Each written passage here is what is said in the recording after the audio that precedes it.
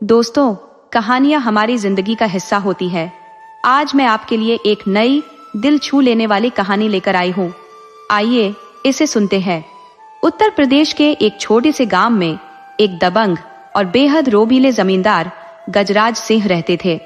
उनका व्यक्तित्व ऐसा था कि जब वो अपनी मोटी तावदार मूंछों पर हाथ फेरते तो गांव के बड़े बड़े पहलवान भी उनके सामने कांपने लगते थे। उनके चलने का अंदाज ही कुछ ऐसा था कि अच्छे अच्छे लठैत भी उनके सामने अपनी लाठी डाल देते थे। गजराज सिंह के लिए डर नाम की कोई चीज नहीं थी। वो हर हाल में निडर रहते और हर किसी पर अपने हुक्म का सिक्का जमाते। गांव वाले भी उन्हें आदर और सम्मान की नजरों से देखते थे। जमींदार होते हुए भी उन्होंने कभी मजदूरों पर आश्रित रहना पसंद नहीं किया। वे स्वयं अपने खेतों में जाकर मेहनत किया करते थे। एक रात की बात है, जब उन्होंने अपने बैलों को हल में जोतकर खेत की ओर रुख किया। उनका खेत गांव से काफी दूर था और रात के आधे पहर बीत चुके थे। गजराज सिंह निडर होकर अपने काम में जुटे हुए थे, जब अचानक उन्होंने दूर से एक धुंधली सी परछाई देखी। उन्होंने पहले इसे नजरअंदाज किया, सोचते हुए कि यह उनका वहम हो सकता है, लेकिन वह परछाई वहीं स्थिर खड़ी रही। उन्होंने अपने खेत के चारों ओर चक्कर लगाया, पर वह साया टस से मस नहीं हुआ। गजराज जी ने सोचा कि हो सकता है कोई औरत पानी भरने आई हो, लेकिन फिर यह ख्याल आया कि इतनी रात गए, इतनी दूर कोई औरत क्यों आएगी। उसी वक्त उन्हें गांव में फैली अफवाहों का ध्यान आया, जिनमें कहा गया था कि उस इलाके में एक चुड़ैल का साया है जो रात के वक्त वहां आने वालों को नहीं बख्शती। लेकिन गजराज सिंह तो गजराज सिंह थे। उन्होंने अपनी अंगोछा कंधे पर रख सीना तान कर उस साये की तरफ कदम बढ़ाए और जोर से चिल्लाए, कौन है रे? कौन चुड़ैल है जो यहाँ छुप रही है? आज तो मुझसे नहीं बच सकती, आज ही निपटेंगे। वे साये के नजदीक पहुंचे, लेकिन जैसे ही पास गए वह साया गायब हो गया। गजराज सिन्हा खुद से हंसते हुए बोले, अरे ये तो मेरा वहम था। फिर वे अपने काम में लग गए और सुबह गांव वालों को अपनी ये मजेदार कहानी सुनाई। गांव के लोगों को संबोधित करते हुए गजराज सिंह बोले, अरे भाइयों, तुम लोग व्यर्थ ही डर रहे हो। कोई चुड़ैल वुड़ैल का साया नहीं है, यह तो बस मन का भ्रम है, कुछ और नहीं। उनका यह कहने का अंदाज ऐसा था कि लोग तुरंत उनके साहस के कायल हो गए। वैसे भी गजराज सिंह की बहादुरी के किस्से गांव में पहले से ही मशहूर थे, और अब यह किस्सा उनकी बहादुरी की कहानियों में एक और पन्ना जोड़ने वाला था। उस दिन गांव की छोटी नहर में पानी खोलने का वक्त आ चुका था, मगर शाम होने को आई थी और पानी अभी तक नहीं पहुंचा था। गजराज सिंह का खेत नहर के ठीक किनारे पर था और वे जानते थे कि यदि पानी का प्रवाह तेज हो गया तो उनके खेत को काफी नुकसान हो सकता है। इसलिए रात के भोजन के बाद गजराज सिंह अकेले ही एक धारदार फावड़ा लेकर अपने खेतों की तरफ चल दिए। गांव के मजदूर रात में वहां जाने से हिचकिचाते थे, इसलिए गजराज सिंह ने अकेले ही अपने खेत का जायजा लेना बेहतर समझा। जब वे वहां पहुंचे तो देखा कि नहर में पानी आ चुका था और पानी का प्रवाह इतना तेज था कि वह छोटी छोटी धाराओं में बंटकर उनके खेत में घुस रहा था। गजराज सिंह बोले, जो सोचा था वही हुआ, पानी आ ही गया। अच्छा हुआ कि मैं वक्त रहते आ गया, वरना नुकसान बहुत हो जाता। उन्होंने अपने फावड़े से जोर लगाकर मिट्टी उठाई और उन छोटी धाराओं के रास्ते को बंद करने लगे। मगर यह क्या, जैसे ही वे एक रास्ते को बंद करते दूसरा खुल जाता, एक बंद बनाते तो दूसरा टूट जाता। ऐसा घंटों चलता रहा और गजराज सिंह को कुछ गड़बड़ महसूस होने लगी। आखिरकार उन्होंने एक जगह बंद लगाकर कुछ दूर जाकर छुपकर देखने का फैसला किया। तब उन्होंने देखा कि एक साया पेड़ से उतरकर आया और उनके बनाए बंद को खोल दिया। गजराज सिंह चौंक गए और बोले, ओह, तो ये चाल है। उन्होंने साये की तरफ चिल्लाकर पूछा, कौन है रे? तू ही चुड़ैल है क्या? हिम्मत है तो सामने आ। मगर वह साया फिर से पेड़ पर चढ़ गया। गजराज सिंह ने कुछ देर तक और इंतजार किया, मगर कोई हरकत नहीं हुई, तो वे फिर से अपने काम में लग गए। कुछ समय बाद उन्हें लगा जैसे कोई उनके पास से गुजरा, मगर जब उन्होंने पलट कर देखा तो कोई नहीं था। फिर अचानक से पहले से बनाए गए बंद टूट गए और इस बार पानी का बहाव इतना तेज था कि उनके पूरे खेत पानी से डूब गए। गजराज सिंह ने ठान लिया कि अब इस साये का सामना करना ही पड़ेगा। उन्होंने फावड़ा उठाया, उसे कंधे पर रखा और अपनी मूंछों पर ताव देते हुए उस पेड़ के करीब पहुंचे। वे गरजते हुए बोले, चुड़ैल की औलाद, गांव में दहशत क्यों फैला रही है? आज तो तुझसे ही निपटूंगा। अचानक पीपल के पत्ते तेजी से फड़फड़ाने लगे। हवा की सर्दी उनकी हड्डियों तक पहुंचने लगी और अंधेरा और घना हो गया। अब गजराज जी के कदम भी अस्थिर होने लगे। अपनी आंखें चौड़ी कर चारों ओर देखने का प्रयास करते, पर वे सफलता नहीं पा रहे थे। चांदनी रात की मृदु छाया में उन्होंने घर से लालटेन लाने का विचार भी नहीं किया था। अचानक उन्होंने पीपल के विशालकाय वृक्ष की सबसे सुदृढ़ शाखा पर दूधिया आभा की हल्की चमक देखी। उनकी दृष्टि अब उस रोशनी पर अटकी। उस प्रकाश में कुछ रहस्यमय आकर्षण था और बिना कुछ सोचे समझे उन्होंने उस दिशा में बढ़ने का निर्णय लिया। जैसे ही वे कदम आगे बढ़ाते, वह चमक विलुप्त हो जाती और वे फिर से ठिठक जाते।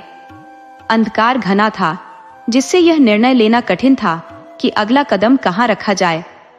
किसी प्रकार वे अंदाजे से अपने कदम जमाते हुए पेड़ के तने तक आ पहुंचे और नहर के पास बैठ गए, आसमान के साफ होने की प्रतीक्षा में। किंतु रात का अंधेरा अब भी गहराया हुआ था। तभी पीपल के वृक्ष में पुनः तेज सरसराहट होने लगी। पत्तों के शोर के साथ ही वह दूधिया रोशनी नीचे की शाखाओं से उतरकर गजराज जी के पास आकर खड़ी हो गई, जहां वे बैठे हुए थे। इस बार गजराज जी ने बिना समय गंवाए फावड़ा उठाया और गरजते हुए बोले, आज तेरा अंत निश्चित है, अब छिपने की कोशिश व्यर्थ है। उस रोशनी का पीछा करते हुए वे दोबारा वृक्ष के पास पहुंचे। रोशनी पुनः उसी ऊंची शाखा पर जा बैठी। गजराज जी आगे बढ़ने ही वाले थे कि अचानक ठिठक गए। इस बार उन्होंने स्पष्ट देखा कि मोटी शाखा पर कोई स्त्री आकृति सिर झुकाए बैठी थी।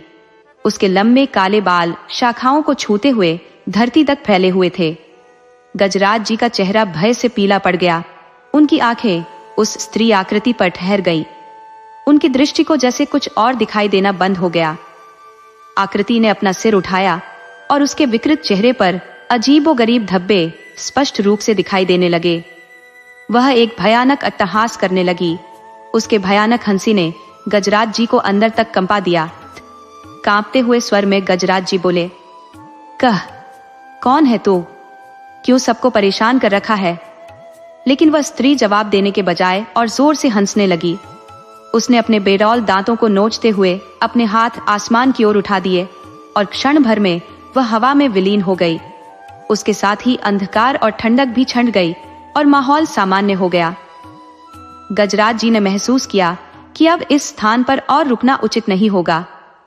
उन्होंने अपना गमछा उठाया, फावड़ा कंधे पर रखा और नहर की पगडंडी के सहारे गांव की ओर चल दिए। 4 कदम चले ही थे कि पीछे से किसी के आने की आहट हुई। उनके मन में तुरंत यह विचार कौन था कि वही चुड़ैल उनके पीछे आ रही है।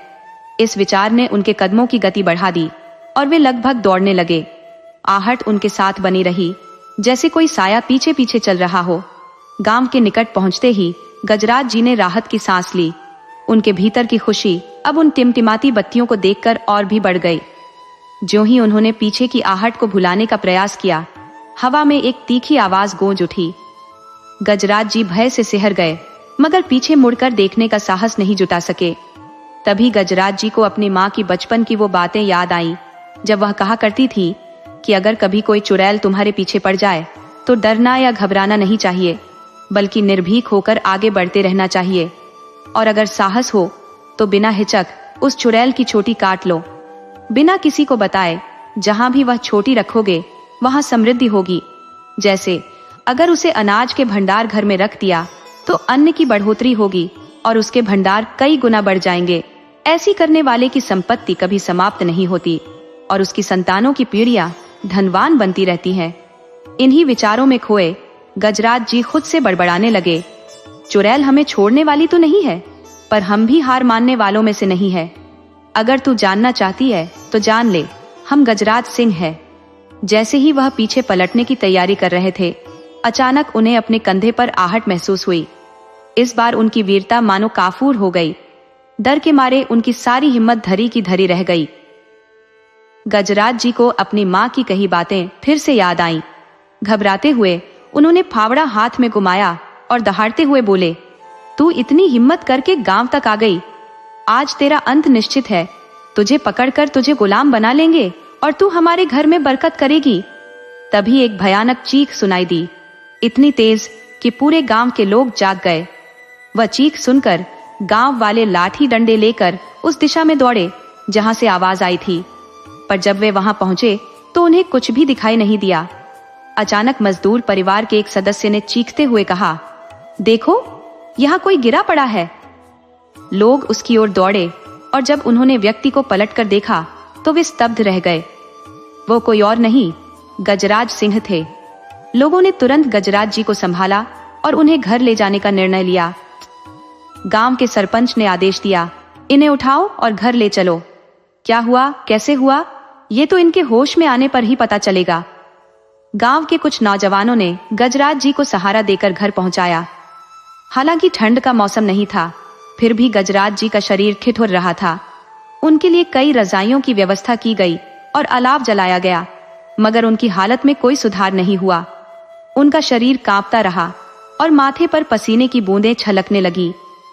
इस दौरान सूरज भी आसमान में ऊपर चढ़ने लगा और गजराज जी की हालत की खबर पूरे गांव में आग की तरह फैल गई। गांव के लोग जिज्ञासावश उन्हें देखने आने लगे।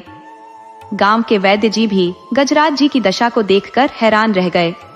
उन्होंने कहा, इनका चेहरा तो अंगारे जैसा लाल हो रहा है और शरीर भी तपता हुआ लग रहा है। वैद्य जी ने कहा, ये मेरे हाथ से बाहर की बात है, और हाथ जोड़ते हुए बोले, मामला गंभीर है, इनका इलाज तो शहर के डॉक्टर ही कर पाएंगे। गजराज जी को शहर ले जाना संभव नहीं था और शहर के डॉक्टर गांव में आने को तैयार नहीं होते थे। लेकिन जैसे तैसे डॉक्टर साहब को गांव बुलाया गया। डॉक्टर ने गजराज जी की हालत देखी और बोले, बस कमजोरी और थकान है, इन्हें आराम की जरूरत है। दवाइयां शहर से लानी होंगी और वक्त पर देते रहना है। दुकानदार आपको बता देगा कि दवाइयां कैसे देनी है। डॉक्टर साहब ने दवा का पर्चा देते हुए कहा, समय पर दवा दी जाए तो ये जल्दी ठीक हो जाएंगे। पर डॉक्टर के जाने के बाद भी गजराज जी की स्थिति में कोई सुधार नहीं हुआ। उनके शरीर की तपिश कम नहीं हो रही थी और उनका चेहरा फीका पड़ता जा रहा था।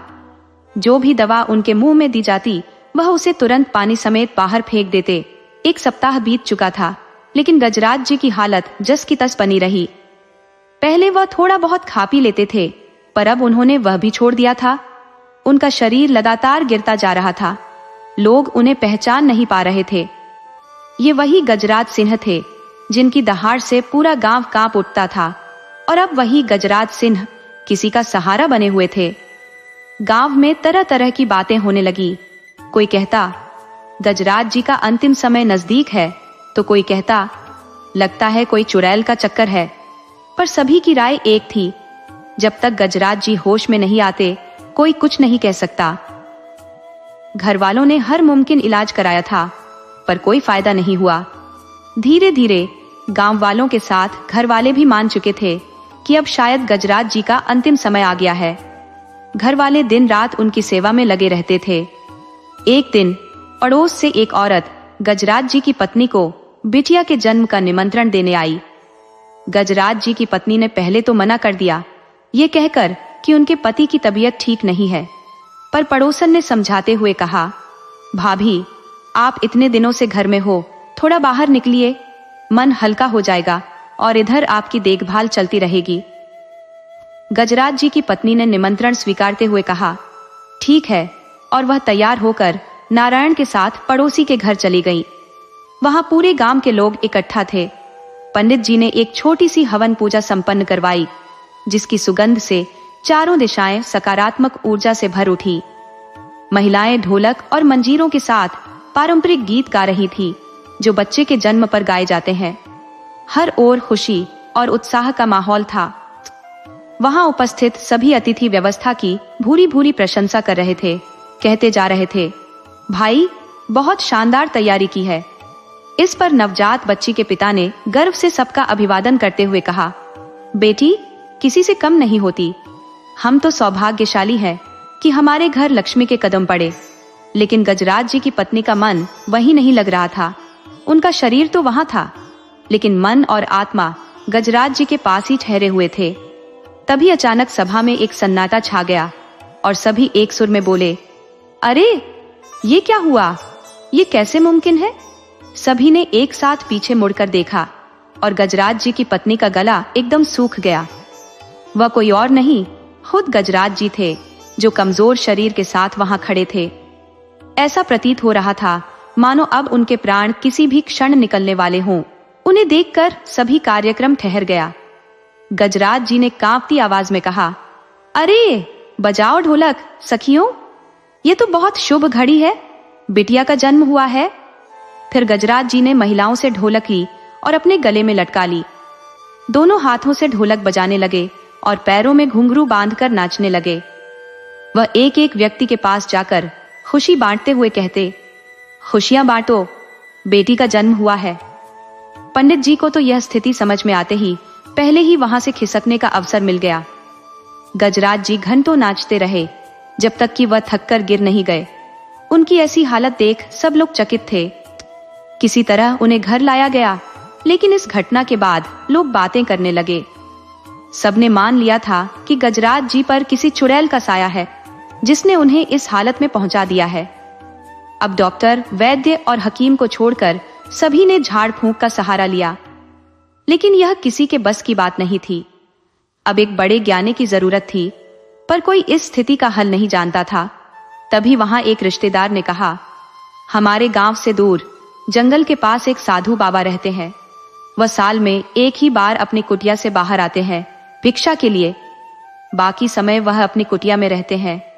मुझे लगता है कि गजराज जी की इस दशा का समाधान बाबा के पास जरूर होगा।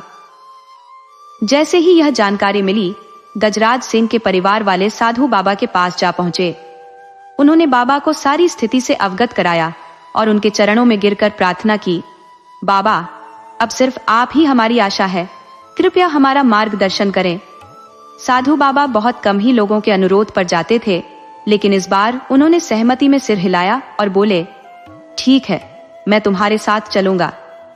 उन्होंने अपनी छोटी सी मैली केतली उठाई और बाड़े में बंधी गौ माता को सांझ तक का चारा देकर परिवार के साथ निकल पड़े।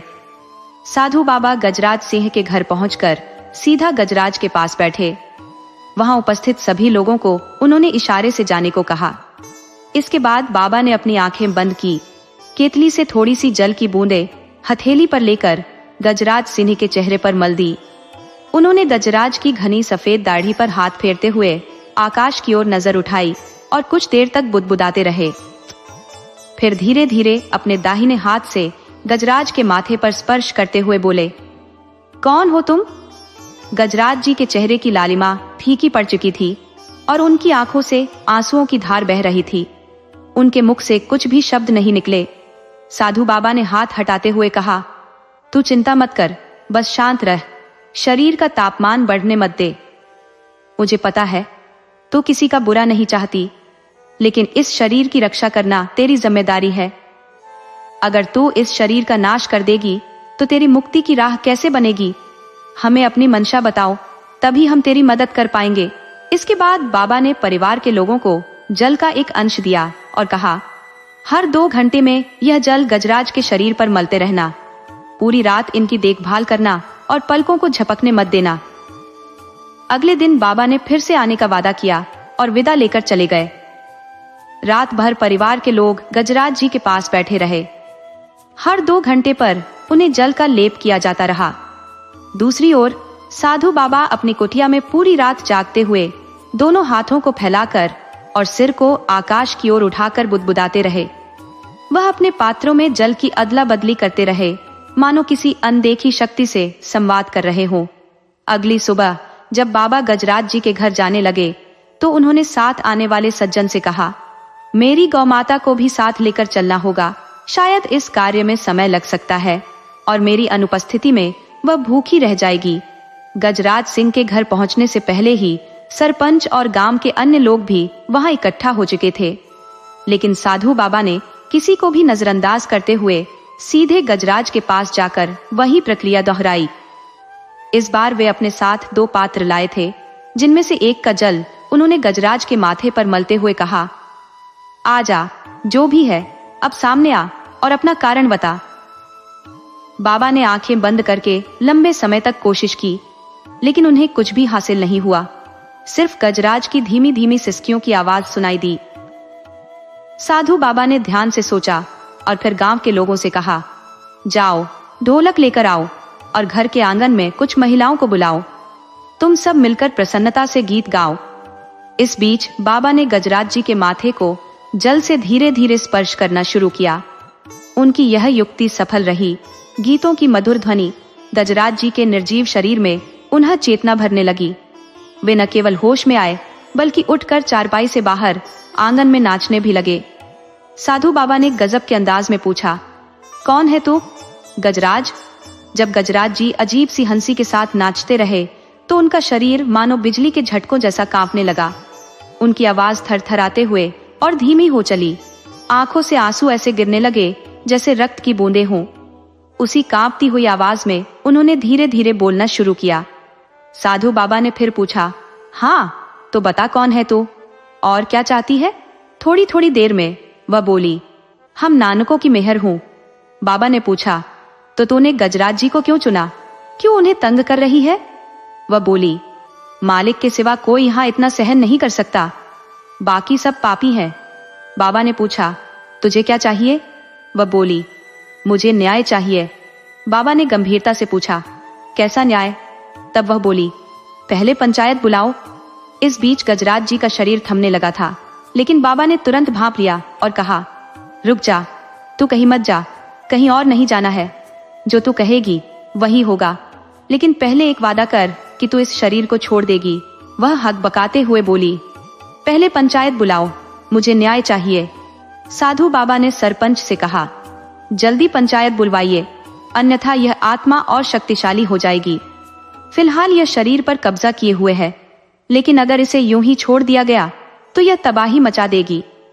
सरपंच ने तुरंत पंचायत बुलाने का वादा किया और कहा, बाबा हम तैयारियां कर रहे हैं, पूरी पंचायत सभा जल्द ही बैठने वाली है। शाम तक गांव के सरपंच और बाकी लोग पंचायत घर में इकट्ठा हो गए थे। अब सभी को इस अद्भुत घटना का इंतजार था और पंचायत घर में तिल रखने की भी जगह नहीं बची थी। हर कोई यह जानने को उत्सुक था कि मामला आखिर है क्या। साधु बाबा सभा के बीच में आकर एक गोलाकार रेखा खींचने लगे। उन्होंने उस घेरे को गहरा किया और उसमें कुछ अनाज के दाने दबाए। फिर उस घेरे के बाहर एक और रेखा खींची, जिस पर मोगरे के इत्र का छिड़काव किया। इसके बाद उन्होंने चारों ओर सूखी मिट्टी को फूंक मारकर फैलाया। अंततः गजराज जी को उस गोले के मध्य लिटा दिया गया। साधु बाबा ने पूरे समुदाय को उस घेरे से दूर रहने का आदेश दिया और खुद उसके पास किनारे पर बैठ गए। उन्होंने स्त्रियों को थोड़ी दूर ढोलक और मंजीरे के साथ बैठा दिया। इशारा मिलते ही गीत गाने का निर्देश दिया। साधु बाबा ने आकाश की ओर दृष्टि डालते हुए अपने दोनों हाथ फैलाए और होठों से कुछ मंत्र बुदबुदाने लगे। अचानक उन्होंने घेरे के भीतर की मिट्टी उठाकर गजराज जी पर फेंक दी। जैसे ही मिट्टी गिरी, गजराज जी के अचेत शरीर में हल्की हलचल होने लगी। महिलाओं को जैसे ही साधु बाबा ने संकेत दिया, वे ऊंची आवाज में गीत गाने लगी। गजराज जी के पूरी तरह निर्जीव प्रतीत हो रहे शरीर में एक झटके से हरकत हुई, मानो कोई अदृश्य शक्ति उन्हें उठा रही हो। वो एक झटके से बैठ गए, बिल्कुल ऐसे जैसे कोई पीपल के पेड़ की छांव में ध्यानस्थ हो। गजराज जी के हाथ पैरों के बीच घूमने लगे, पंजों के बल बैठकर दांत पीसने लगे, मानो कोई गहरी बेचैनी उन्हें जकड़ रही हो। नाव चाहिए मुझे, न्याय चाहिए मुझे, वे जोर जोर से कहने लगे। साधु बाबा ने उन्हें शांत करते हुए पूछा, बताओ क्या समस्या है तुम्हारी? तभी गजराज जी के मुख से एक स्त्री की आवाज आई, हमें न्याय चाहिए। साधु बाबा ने गंभीरता से पूछा, किस न्याय की मांग कर रही हो? उस आवाज ने चीख कर उत्तर दिया, हमारी और हमारी बेटी की हत्या का न्याय। फकीर बाबा ने कहा, लेकिन हमने तो सुना था कि तुम प्रसव के समय रक्तस्राव से मरी थी और तुम्हारी बेटी भी जन्म के कुछ पल बाद ही चल बसी थी। तो कौन सी हत्या और किस न्याय की बात कर रही हो? वह आत्मा क्रोध में गुर्राने लगी। न्याय चाहिए हमें। साधु बाबा ने उसे शांत करने का प्रयास करते हुए कहा, स्पष्ट रूप से बताओ, तभी हम तुम्हारी सहायता कर सकते हैं। पूरे सभा में सन्नाटा छा गया। सब सांस थामे इस रहस्यमय वार्तालाप को सुन रहे थे। तभी उस आत्मा ने गजराज जी के शरीर का नियंत्रण करते हुए सभा में बैठे मजदूर की ओर इशारा किया, जिसे उसने अपना पति बताया था। ननकू को बुलाओ, आत्मा चिल्लाई। साधु बाबा ने ननकू को बुलाया और वह भय से थरथराते हुए सामने आ गया। उसकी हालत इतनी खराब थी मानो ठंड में किसी ने उसे ठिठुरा दिया हो। साधु बाबा बोले, ननकू आ गया है, अब बताओ क्या चाहिए तुम्हें? आत्मा फिर गुर्राकर बोली, नाव चाहिए मुझे और माई बापू को भी बुलाओ। गजराज जी का चेहरा अचानक आग की तरह जलने लगा और पूरी सभा में एक अजीब सी भयावह शांति फैल गई। साधु बाबा ने ननकू के माता पिता को बुलाने का आदेश दिया और ननकू के माता पिता कांपते हुए हाथ जोड़े फकीर बाबा के चरणों में गिर पड़े। उन्होंने रोते हुए कहा, बाबा, हमसे बहुत बड़ी गलती हो गई है, अब हमें माफ कर दीजिए बाबा, आप ही हमारे रक्षक हो बाबा, हम अपनी गलती स्वीकार करते हैं, हमें बचा लो। जब ननकू के माता पिता साधु बाबा के चरणों में गिरकर विलाप कर रहे थे, तभी गजराज जी की आंखों से आंसू बहने लगे।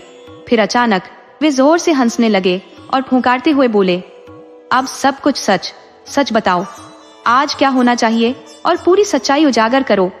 जो गजराज सिंह बोले वह ऐसा था जिसकी किसी ने कल्पना भी नहीं की थी। ननकू की पत्नी चौथी बार गर्भवती थी, पहले से ही 3 बेटियां थी। इस बार घर वालों को पूरा यकीन था कि यह बेटा ही होगा। ननकू की मां ने उसकी पत्नी का जीवन नर्क बना दिया था, क्योंकि अगर इस बार भी बेटा नहीं हुआ तो वह उसे घर से बाहर निकाल देगी और ननकू का दूसरा विवाह करा देगी। ननकू कभी कभी अपनी मां का विरोध करता, कहता, मां, जो होना है वह होगा, अगर बेटी भी हुई तो वह खेतों में हाथ पटाएगी। लेकिन उसकी मां इस बात को मानने को तैयार नहीं थी। उसने ननकू को समझाया था कि अगर बेटा नहीं हुआ तो परिवार को आगे बढ़ाने का कोई रास्ता नहीं बचेगा। बेटी हुई तो वह खेतों में कुछ दिनों तक मदद करेगी, लेकिन तुम्हारे घर का वंश आगे कैसे बढ़ेगा? उसकी मां ने बार बार यही बात कही। धीरे धीरे दिन बीतते गए और वह समय आ गया जब ननकू की पत्नी को प्रसव पीड़ा शुरू हुई। घर वालों ने पहले से ही सोच रखा था कि अगर बेटी हुई तो उससे जल्द छुटकारा पालेंगे, इसलिए उन्होंने किसी दाई को बुलाने की जरूरत भी नहीं समझी। तीनों बेटियों को पड़ोस में भेज दिया गया ताकि कोई यह दृश्य न देख सके। जब रात को ननकू की पत्नी ने एक सुंदर कन्या को जन्म दिया तो उसकी हालत बिगड़ गई और वह बेहोश हो गई। घर वालों के चेहरे पर चिंता की लकीरें खींच गई। उस मासूम बच्ची से छुटकारा पाने के लिए उन्होंने एक घिनौनी योजना बनाई। नन्ही सी जान को सर्द रात के खुले आंगन में चारपाई के पायों के नीचे निवस्त्र छोड़ दिया। यदि ठंड से नहीं मरी तो चारपाई के भार से मर जाएगी। उसके रोने की आवाज दबाने के लिए उसके मुंह में रुई ठूंस दी गई। ननकू की पत्नी को अफीम सुंघाकर अचेत कर दिया गया था। जब देर रात उसकी चेतना लौटी तो उसने अपने बच्चे के बारे में पूछा। परिवार वालों ने उसे बताया, आराम करो, तुमने एक मरी हुई बच्ची को जन्म दिया है। जब ननकू की पत्नी को मरी हुई बच्ची के बारे में पता चला तो उसे तुरंत कुछ अनहोनी का एहसास हुआ।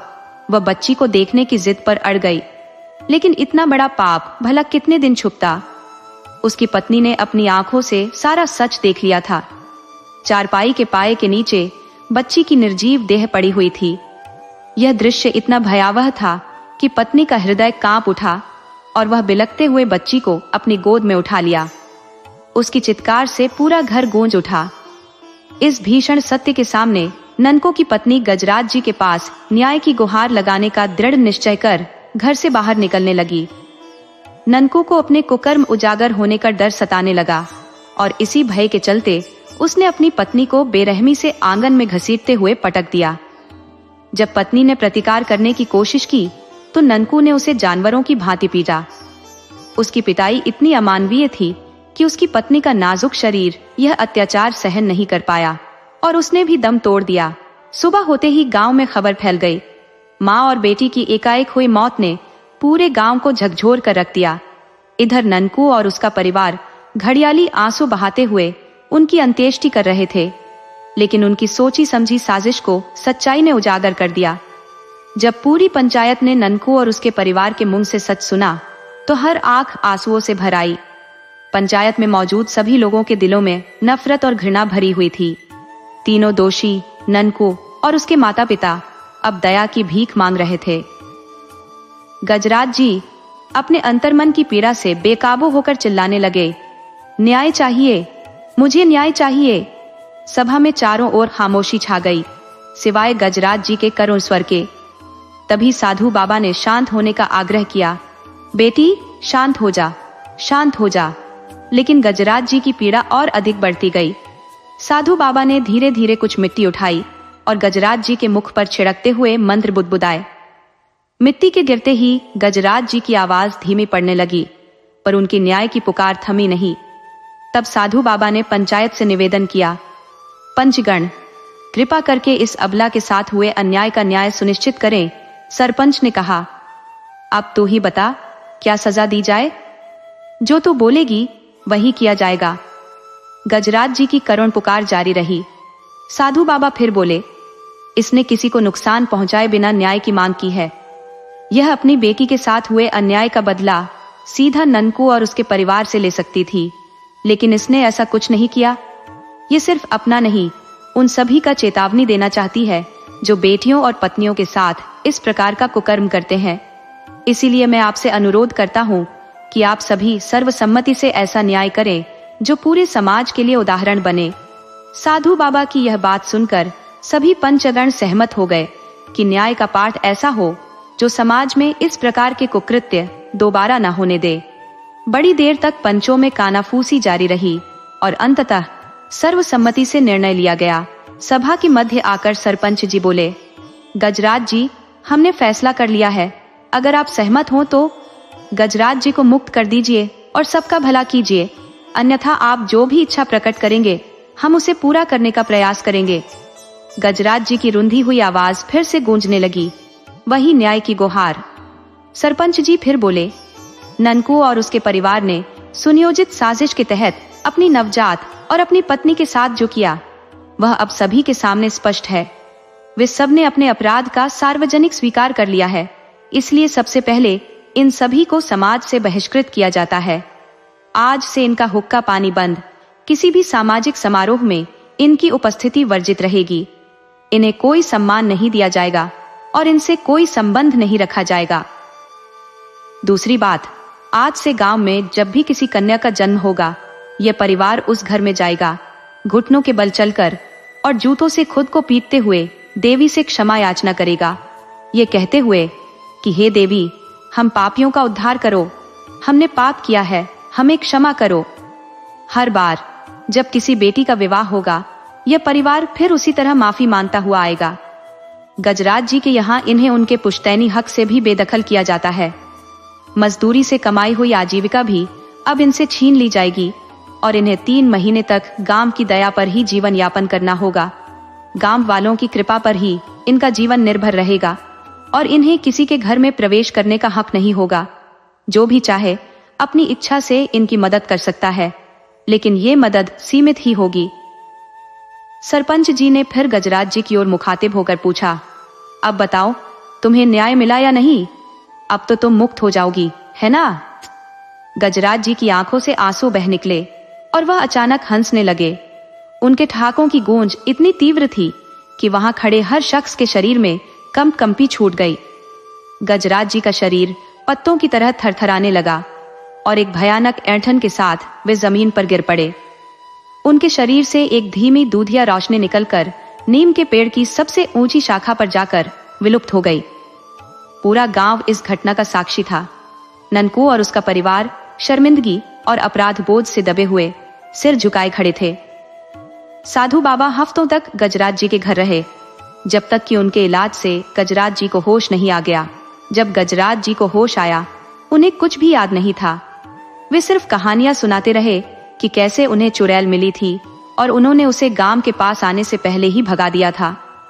कई दिनों बाद जब गजराज जी को पूरी सच्चाई बताई गई तो वे हैरान रह गए।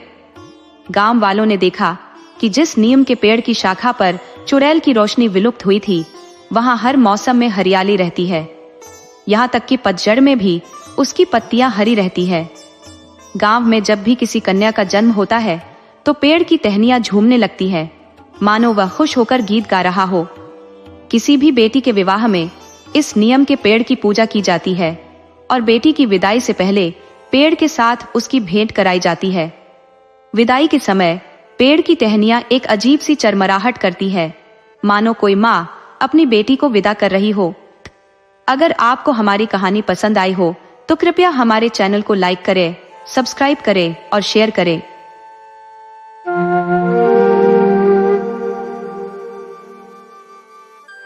एक जमाने की बात है, उत्तर प्रदेश के एक छोटे से गांव में रामावतार अपने परिवार के साथ रहा करते थे। वो गांव के मुखिया थे और अपने अच्छे आचरण और व्यवहार के कारण पूरे गांव में उनका बहुत आदर किया जाता था। गांव के हर सुख दुख में वो सबके साथ खड़े रहते थे। रामावतार की पत्नी भी बहुत सीधी सादी और धार्मिक प्रवृत्ति की महिला थी। उनका एक ही बेटा था जिसका नाम सुदेश था। सुदेश बचपन से ही बहुत चंचल था और इकलौता बेटा होने के कारण सबका लाडला था। आज सुदेश का 11वां जन्मदिन था और मुखिया जी ने उसके जन्मदिन पर पूरे गांव में एक बड़ा आयोजन रखा था। गांव में बहुत चहल पहल थी, जैसे कोई बड़ा त्योहार हो। सब लोग जन्मदिन की तैयारियों में जुटे थे। तरह तरह के पकवान बन रहे थे। शाम को एक नाटक मंडली का भी आयोजन किया गया था, लेकिन सुदेश अपने जन्मदिन पर कुछ रोमांचक करना चाहता था, इसलिए उसने गांव की पश्चिमी सीमा पर स्थित उस घने जंगल में जाने का फैसला किया, जिसके बारे में गांव के लोग तरह तरह की बातें किया करते थे। सुदेश ने खेलने का बहाना बनाकर अपने बचपन के दोस्त केशव को भी साथ ले लिया और घर पर किसी को बिना बताए निकल पड़ा। रास्ते में केशव ने पूछा, अरे सुदेश, मुझे कहाँ ले जा रहे हो? सुदेश ने मुस्कुराते हुए कहा, चल तो सही, तुझे कुछ दिखाना है। जंगल सामने था, जो गांव की पश्चिमी सीमा पर था। अक्सर जंगली जानवरों के डर से लोग उधर नहीं जाते थे। केशव और सुदेश बचपन के घनिष्ठ मित्र थे और अक्सर खेलते खेलते काफी दूर तक निकल जाते थे। केशव ने कहा, यार, तुम मुझे कहाँ ले आए? ये वही जंगल है ना जहाँ जाने से माँ मना करती है, और तूने तो कहा था कि हम बाहर वाले मैदान में खेलेंगे। सुदेश ने हंसते हुए कहा, अरे केशव, तू भी बड़ा डरपोक है, इसलिए तो हम यहाँ आए हैं देखने कि सब लोग इसके अंदर जाने से क्यों मना करते हैं। देख, कितना सुंदर है ये जंगल। पता नहीं लोग क्यों बेवजह की बातें करते रहते हैं। चल, अंदर चलकर देखते हैं। केशव ने चिंतित होते हुए कहा, नहीं सुदेश, आज तेरा जन्मदिन है। गांव में सब लोग तैयारियों में जुटे हैं और तू यहाँ जंगल घूमने की बात कर रहा है। अगर किसी को पता चल गया कि हम यहाँ आए हैं तो मार पक्की है। चल, वापस चलते हैं। सुदेश, जो पहले से ही जंगल में जाने की जिद पर अड़ा था, बोला, अरे, जलसा तो शाम को है और अभी तो दोपहर का 1 बजा है। बहुत समय है, चल ना यार। कुछ नहीं होगा, बस थोड़ी ही दूर तक चलेंगे। केशव ने कहा, अगर कोई जंगली जानवर हुआ तो, या कोई भूत प्रेत हुआ तो? सुदेश ने कहा, कुछ नहीं होगा। मैंने सुना है कि ऐसे जंगलों में भूत प्रेत भटकते हैं, लेकिन वो सब कहानियां हैं। तू मेरे साथ चल, कुछ नहीं होगा। सुदेश ने केशव का हाथ पकड़कर खींचते हुए कहा, चल, डर मत। केशव ने झटके से अपना हाथ छुड़ाते हुए कहा, नहीं, मैं नहीं जाऊंगा। सुदेश ने कहा, तुझे जाना है तो तू चला जा, मैं तो अपने घर वापस लौट रहा हूँ। फिर वह सोचते हुए बोला, ठीक है, मैं घर जाकर यही कहूंगा कि तुमने मुझे जंगल तक लाकर छोड़ा था। फिर देखना मेरे बाबूजी तुम्हारी कैसी खातिरदारी करेंगे। सुदेश का इतना कहना था कि उसने डराकर अपनी बात मनवा ली। सुदेश ने कहा, ठीक है, मैं चलने के लिए तैयार हूँ, लेकिन हम ज्यादा अंदर नहीं जाएंगे। अगर जंगल में कोई खतरा हुआ तो क्या करेंगे?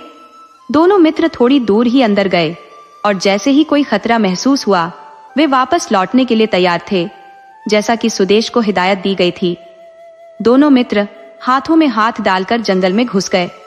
जंगल उनकी उम्मीद से भी ज्यादा घना और विस्तृत था। घने पेड़ों की वजह से सूरज की किरणें भी मुश्किल से पहुंच रही थी। अचानक सूखे पत्तों पर से सरसराहट की आवाज आई। दोनों ने घबराकर उस दिशा में देखा, लेकिन अंधेरा होने की वजह से कुछ साफ दिखाई नहीं दिया। सुदेश ने केशव से कहा, तो क्यों बेकार में डरता है? ये तो जंगल है, यहाँ कई तरह के कीड़े मकोड़े और जानवर होते हैं, इतना डरने की जरूरत नहीं है। उसने देखा कि सबके चेहरे पर डर साफ झलक रहा था, तो उसने उन्हें दिलासा दी। उसके बाद सबने कहा, चल यार, अब घर चलते हैं, काफी वक्त हो गया है। घर पर सब परेशान हो रहे होंगे। मगर सुदेश ने जोश भरे स्वर में कहा, अभी तो हम आए हैं, थोड़ी देर और चलते हैं, फिर वापस चलेंगे। लेकिन बाकी मित्रों ने मना कर दिया और बोले, नहीं, अब हम एक कदम भी आगे नहीं बढ़ेंगे। सुदेश गुस्से में कहने लगा, डरपोक कहीं के, मैं अकेला ही जाता हूँ, तुम लोग यहीं रुको, भागना मत, समझे? अगर भाग गए तो देख लेना। इतना कहकर उसने पास पड़ी एक सूखी लकड़ी उठाई। केशव ने पूछा, इस लकड़ी का क्या करेगा तू? सुदेश ने जवाब दिया, अगर कोई जानवर मिल गया तो कुछ तो होना चाहिए उसे डराने के लिए। फिर वह कहने लगा, तू यहीं रुककर मेरा इंतजार कर, मैं अभी आता हूँ। सुदेश अकेला जंगल के अंदर चला गया, जबकि केशव वहीं बड़बड़ाता रहा, ये सुदेश भी पागल हो गया है। जंगल घूमने की जगह है क्या? अगर किसी को पता चल गया कि हम यहाँ आए हैं तो सुदेश खुद तो डांट खाएगा ही, मुझे भी फंसा देगा। बच्चों के मन में अक्सर नई जिज्ञासाएं जन्म लेती हैं, और जब तक वे अपने सवालों का जवाब नहीं पा लेते उन्हें चैन नहीं मिलता।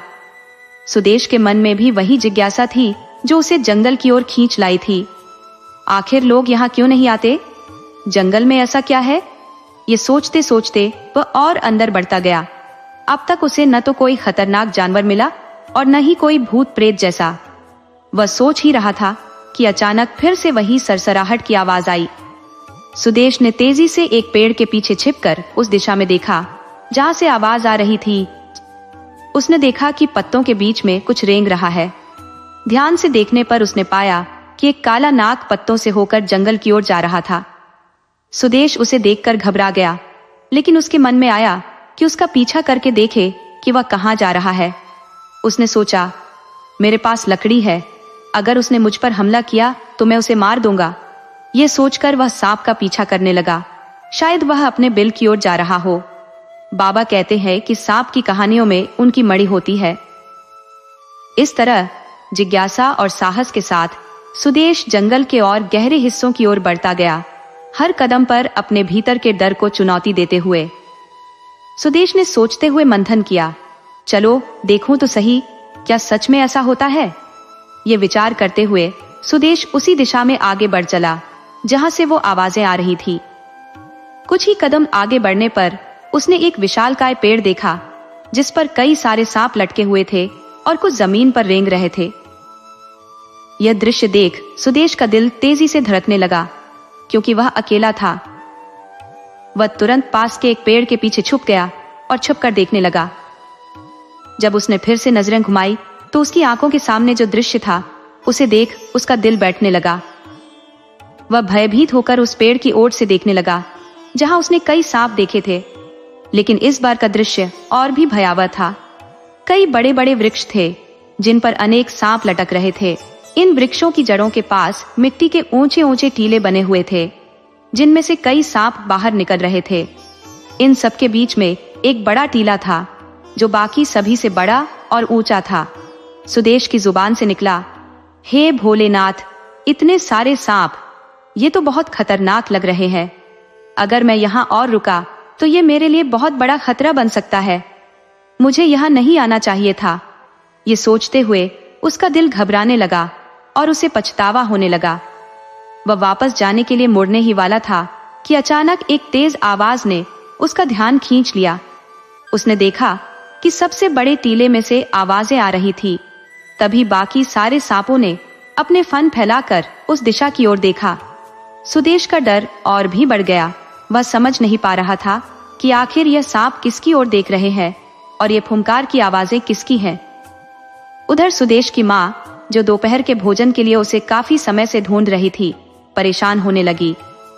उसने घर के नौकर हरिया को बुलाया और कहा, हरिया, जरा देख तो सुदेश आज कहाँ रह गया? बहुत समय हो गया, वो अब तक नहीं आया। हरिया ने जवाब दिया, मालकिन, मैं अभी सुदेश भैया को ढूंढ कर लाता हूँ। वह यहीं कहीं आसपास खेल रहे होंगे, आप चिंता मत करो। इतना कहकर हरिया सुदेश को ढूंढने निकल पड़ा। हरिया ने गांव के हर कोने में सुदेश को ढूंढा, लेकिन वह कहीं नहीं मिला। उसने गांव के कुछ बच्चों से भी पूछा, अरे ओ कलुआ, रामू, सुदेश को कहीं देखा है क्या? बच्चों ने जवाब दिया, हाँ काका, थोड़ी देर पहले सुदेश और केशव हमारे साथ खेल रहे थे, फिर वो दोनों कहीं चले गए। हरिया ने सोचा, अच्छा ठीक है, और वापस घर चल पड़ा।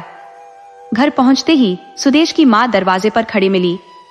हरिया को अकेला देखकर वह परेशान हो गई और पूछने लगी, हरिया, सुदेश कहाँ है? तुम तो कह रहे थे उसे लेकर आओगे, लेकिन तुम अकेले ही आ गए। हरिया ने चिंता भरी आवाज में कहा, मालकिन, मैंने हर जगह सुदेश भैया को ढूंढा, लेकिन वह कहीं नहीं मिले। ये सुनकर सुदेश की माँ घबराने लगी। हे भगवान, मेरा लल्ला कहाँ चला गया? आज तो उसका जन्मदिन है और कुछ ही घंटे में जलसा शुरू होना है। जंगल में उधर अचानक उस बड़े टीले से एक नाग नागिन का जोड़ा बाहर निकला, जिनका रंग सुनहरा था। वह फुंकारते हुए नीचे आने लगे। सुदेश आश्चर्य से उन्हें देखता रह गया, क्योंकि उसने कभी ऐसे सुनहरे रंग के नाग नागिन न देखे थे, न कभी उनके बारे में सुना था। वे सामान्य नाग नागिनों से काफी बड़े थे और सोने के रंग के थे। सुदेश सोचने लगा, क्या मैं कोई सपना देख रहा हूं? क्या यह सच में हो सकता है? और ये जा कहां रहे हैं? नाग नागिन अपने टीले से निकलकर सामने एक ऊंचे मिट्टी के टीले पर, जो एक विशाल पीपल के वृक्ष के नीचे था, कुंडली मारकर बैठ गए। और सभी सांपों ने इस प्रकार अपने सिर झुका लिए, जैसे वे उनका अभिवादन कर रहे हो। ऐसा प्रतीत हो रहा था मानो सांपों की एक महफिल सजी हो, और वह सोने के नाग नागिन उन सांपों के राजा रानी हो। यह दृश्य इतना असाधारण था कि शायद लोगों ने इसे केवल कहानियों में ही सुना होगा, परंतु सुदेश अपनी आंखों से उस अद्वितीय दृश्य को देख रहा था। सुदेश के मन में विचार आया कि मुझे यहाँ से तुरंत निकलना होगा। अगर इन सांपों ने मेरी आहट सुन ली तो शायद ही मैं यहाँ से जिंदा बच पाऊंगा। इसी सोच में डूबे हुए जैसे ही सुदेश ने पीछे की ओर कदम बढ़ाया, उसका पैर एक पत्थर पर पड़ गया और संतुलन बिगड़ जाने के कारण वह सूखे पत्तों पर गिर पड़ा। इस दुर्घटना से तेज आवाज हुई और सभी सांपों के फन आहट सुनकर उसी दिशा में मुड़ गए। सुदेश ने तुरंत खुद को संभाला और जितनी तेजी से हो सकता था वहां से भाग खड़ा हुआ। आहट सुनते ही दो सांप अपनी बांबी से निकलकर तेजी से सुदेश के पीछे दौड़ पड़े। सुदेश पूरी ताकत लगाकर भाग रहा था और पीछे से वे सांप तेजी से रेंगते हुए उसका पीछा कर रहे थे। भागते भागते सुदेश उस स्थान पर पहुंच गया जहां उसने केशव को छोड़ा था। केशव एक पेड़ की छांव में बैठा उसकी प्रतीक्षा कर रहा था। सुदेश ने हांफते हुए कहा, केशव, भागो, जल्दी यहां से भागो। सुदेश के अचानक से चिल्लाने पर केशव चौंक गया और इधर उधर देखने लगा, लेकिन उसे कुछ भी दिखाई नहीं दिया कि सुदेश किससे डरकर भाग रहा था। उसने कहा, अरे भाई, तू क्यों भाग रहा है? क्या कोई भूत प्रेत पीछे पड़ा है? फिर उसने तंज कसते हुए कहा, मैंने पहले ही मना किया था, जंगल के अंदर मत जा, अब खुद तो मरेगा ही, मुझे भी मरवाएगा। सुदेश ने घबराते हुए कहा, केशव, जल्दी से भाग ले, तू भी जल्दी यहाँ से निकल ले। और वह बड़बड़ाता हुआ वहां से भागने लगा। दोनों दोस्त जल्दी से जंगल से बाहर आ गए। सुदेश ने पीछे मुड़कर देखा तो वह दोनों सांप जंगल की सीमा के अंदर ही फन फैलाकर बैठे थे, जैसे कि वे उस सीमा से बाहर आने पर चेतावनी दे रहे हों। जब सुदेश को यकीन हो गया कि वे सांप अब पीछे नहीं आएंगे, तब जाकर उसकी जान में जान आई। वह रुककर सोचने लगा, ये सब क्या था? मैं आखिर क्यों भाग रहा था? सुदेश ने फिर से केशव को आवाज दी, हरे केशव, रुक जा यार, अब कोई खतरा नहीं है। केशव ने पीछे मुड़कर देखा और रुक गया। वह वापस सुदेश के पास आया और अभी भी हांफते हुए पूछा, सुदेश, तू ठीक तो है ना? भाई, तू इतनी देर जंगल के अंदर क्या कर रहा था और तू भागते हुए क्यों आया? कौन था तेरे पीछे? केशव ने एक ही सांस में सारे सवाल पूछ डाले। सुदेश ने थोड़ी चिढ़कर कहा, अरे भाई, रुक तो सही, मुझे ठीक से सांस लेने दे, और तू सवाल पे सवाल पूछे जा रहा है। तभी पीछे से किसी की गंभीर आवाज आई। सुदेश और केशव दोनों ने चौंक कर उस दिशा में देखा जहां उनके पिता गांव के कुछ आदमियों के साथ खड़े थे। सुदेश को ऐसा लगा मानो वह आसमान से गिरकर खजूर में अटक गया हो। उनके पिता ने कड़कते हुए कहा, आप कुछ बोलोगे भी या सांप सूंघ गया है? सांप का नाम सुनकर सुदेश को जैसे झटका लगा। वह हकलाते हुए कहने लगा, पिताजी, हम तो बस। सुदेश अटक अटक कर बोल रहा था। उसे समझ नहीं आ रहा था कि वह क्या कहे। वह सोच रहा था कि अगर सच बता दिया तो बाबूजी उसे बहुत मारेंगे, मन ही मन वह सोचने लगा, क्या सच बताऊं या न बताऊं। उसके पिताजी फिर बोले, सच सच बताओ, तुम दोनों कहाँ थे और घर से इतनी दूर इस जंगल के पास क्या कर रहे थे? तुम्हारी माँ कब से परेशान हो रही है तुम्हारे लिए। गांव में सब तुम्हारा जन्मदिन मनाने की तैयारी में लगे हैं और तुम ना जाने कहां घूम रहे हो। सुदेश को अब सब समझ में आ गया था, क्योंकि उसके पिता के चेहरे पर गुस्सा साफ नजर आ रहा था। फिर उसके पिता ने कहा, सुदेश, कहीं तुम दोनों उस जंगल में तो नहीं गए थे? सभी गांव वाले भी चौंक गए थे जब एक ग्रामीण ने संदेह जताते हुए कहा, मुझे यकीन है तुम लोग उसी जंगल में गए थे, क्योंकि उस ओर कोई आता जाता नहीं है।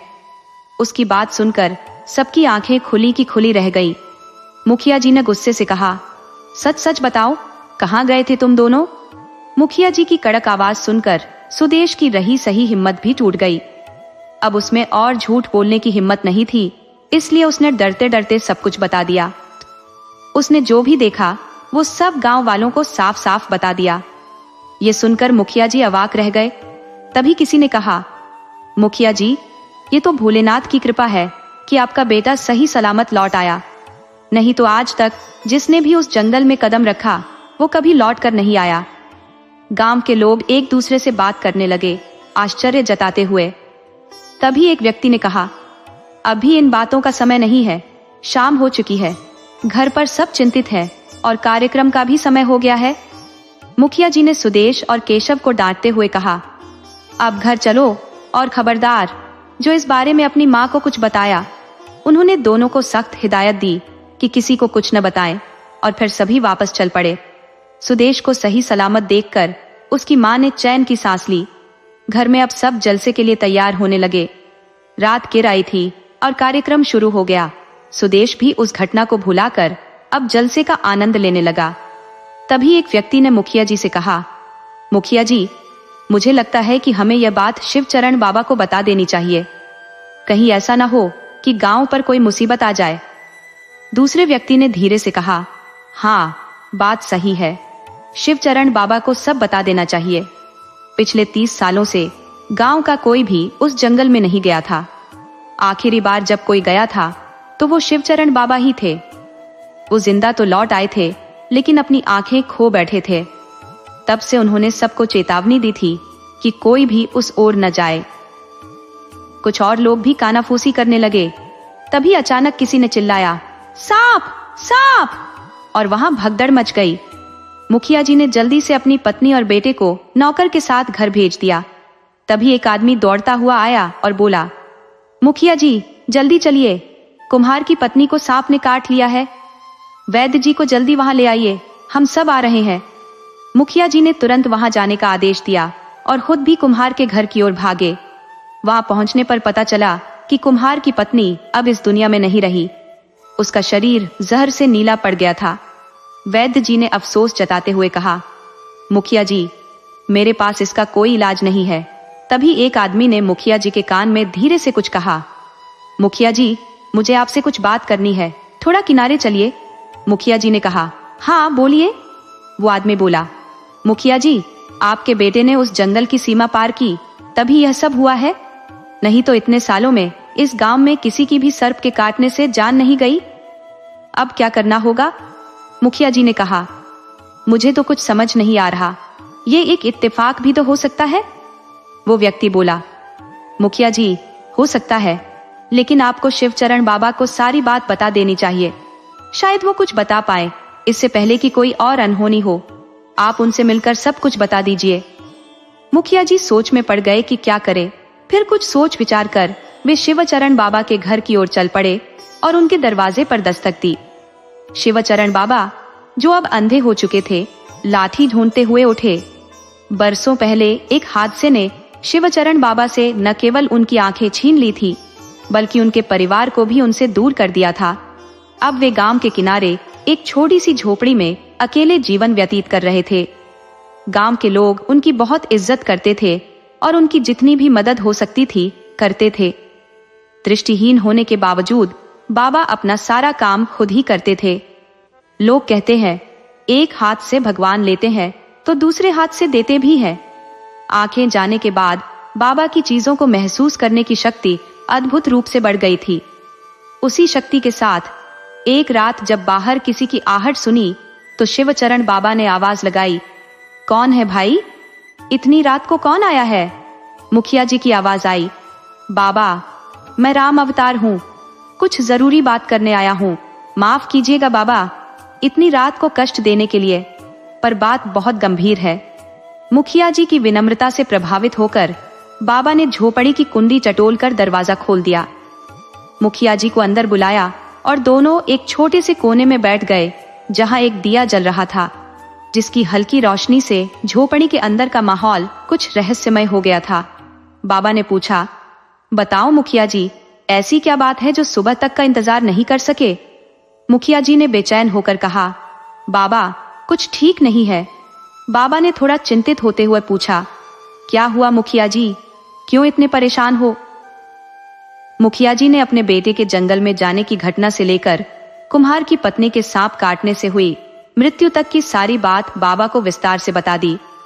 सुनकर बाबा शिवचरण गुस्से में बोले, मूर्ख, उस वक्त मेरे पास क्यों नहीं आया जब तेरा बेटा जंगल से बाहर मिला था? क्या कर दिया उसने? वो तो बालक था इसलिए जिंदा बच गया, नहीं तो या तो मर गया होता या मेरी तरह सब कुछ खो चुका होता। मुखिया जी ने डरी हुई आवाज में कहा, बाबा ऐसा मत कहिए, मेरे बेटे से गलती हो गई, वह जिज्ञासा के कारण जंगल में चला गया, अब उसे कोई खतरा तो नहीं है ना? बाबा ने गंभीर स्वर में कहा, मुखिया जी अगर तेरा बेटा उस जगह गया है तो वह कोई साधारण स्थान नहीं है, वहां जाने की जुर्रत करने वाले को पछताने का मौका भी नहीं मिलता, जैसे मुझे नहीं मिला। सब कुछ खो दिया मैंने और अब यह जीवन अपनों के बिना एक सजा बन गया है। मुखिया जी ने कांपते हुए पूछा, बाबा किसकी बात कर रहे हो आप? किसने आपको ऐसी सजा दी? कुछ तो बताइए। बाबा ने थोड़ी देर चुप रहकर कहा, मुखिया जी जिनसे ये रहस्य जुड़ा है उनका वह जंगल में निवास है, वह स्थान श्रापित नागों का है।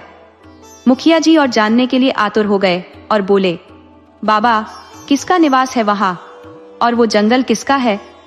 शिवचरण बाबा ने एक गहरी सांस लेकर कहा, वह जगह श्रापित नागों का क्षेत्र है, वहां जो भी गया वह या तो जान से गया या फिर सब कुछ खोकर लौटा।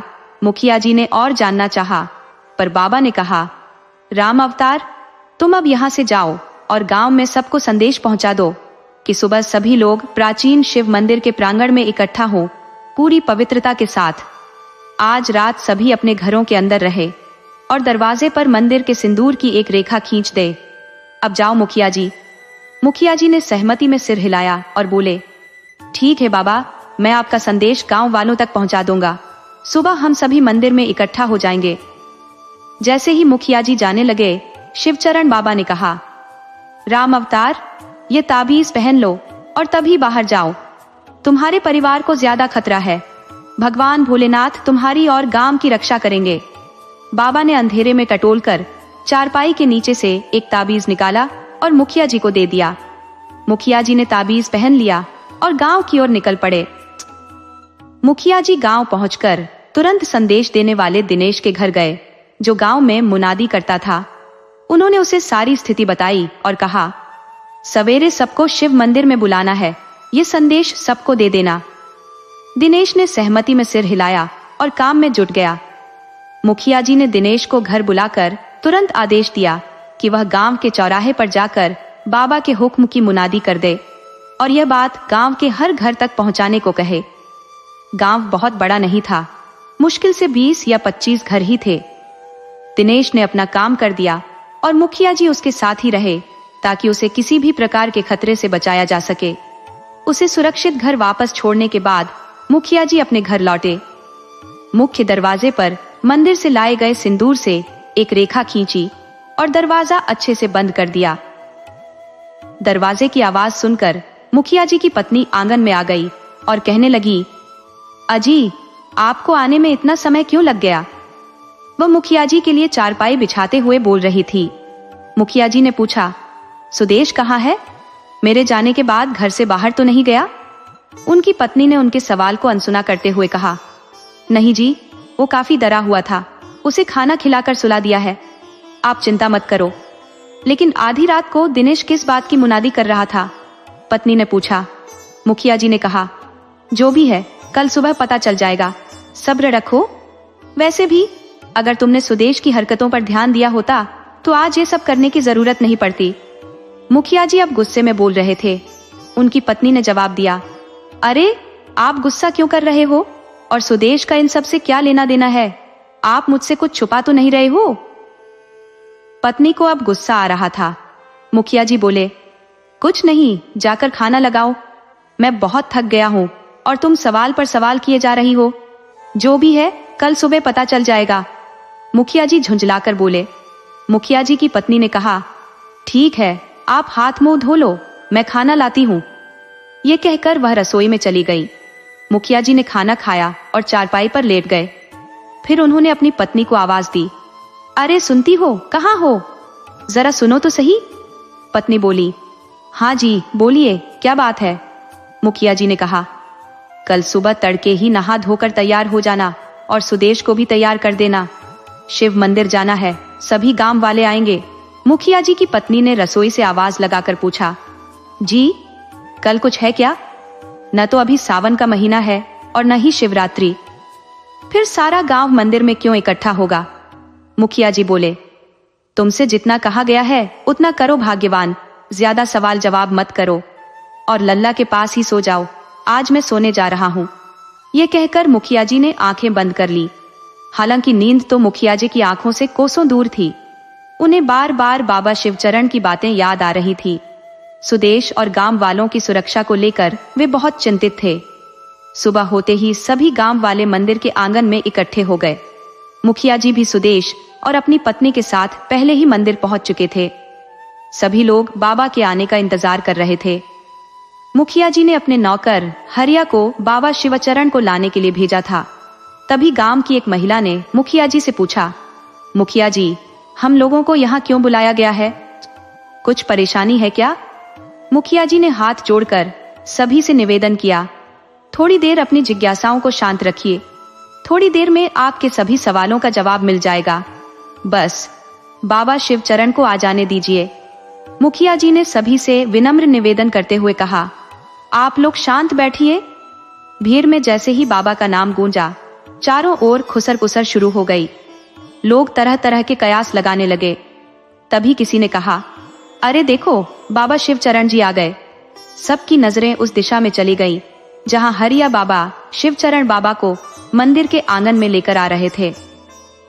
जय भोलेनाथ, जय बाबा शिवचरण के जयकारों के बीच बाबा ने सबको संबोधित किया।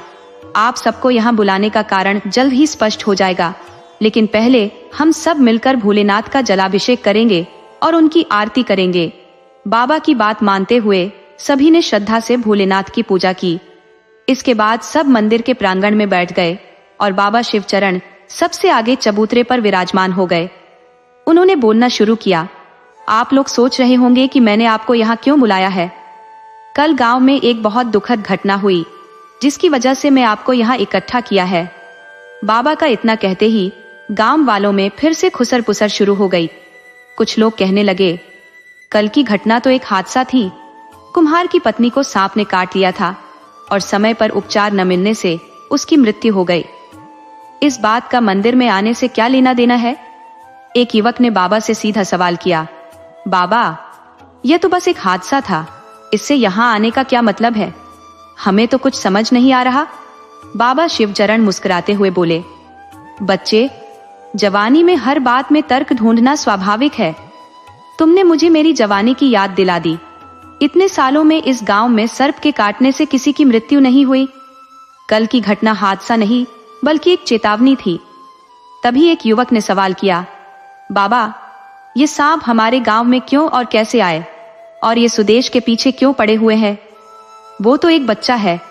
बाबा शिवचरण ने गहरी सांस लेते हुए कहा, ये सांप उस जंगल के संरक्षक है।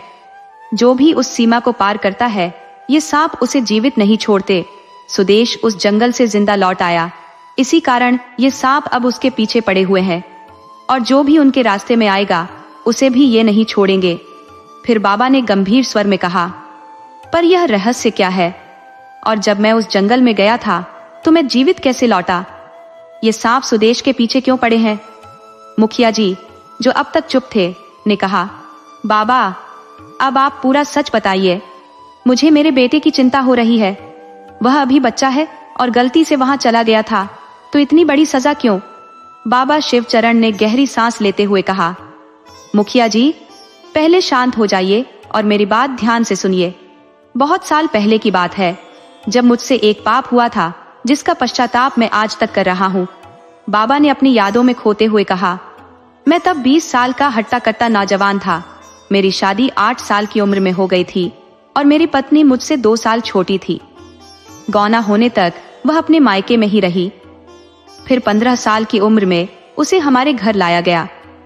मेरे माता पिता और पत्नी, बस इतना ही हमारा छोटा सा सुखी परिवार था। लेकिन हमारी खुशियों में कमी थी तो सिर्फ एक संतान की। कहते कहते बाबा की आंखें नम हो गई। उन्होंने अपनी कहानी जारी रखी। मेरी माँ शिवचरण को प्यार से शिवा कहकर बुलाती थी। अरे शिवा, कहाँ मर गया रे? उसकी माँ चिल्लाते हुए बोली। शिवा, जो अपनी माँ के प्यार भरे गुस्से से परिचित था, झुंझलाते हुए बोला, क्या हुआ अम्मा, क्यों चिल्ला रही हो? कान ठीक है हमारे, क्या बात है?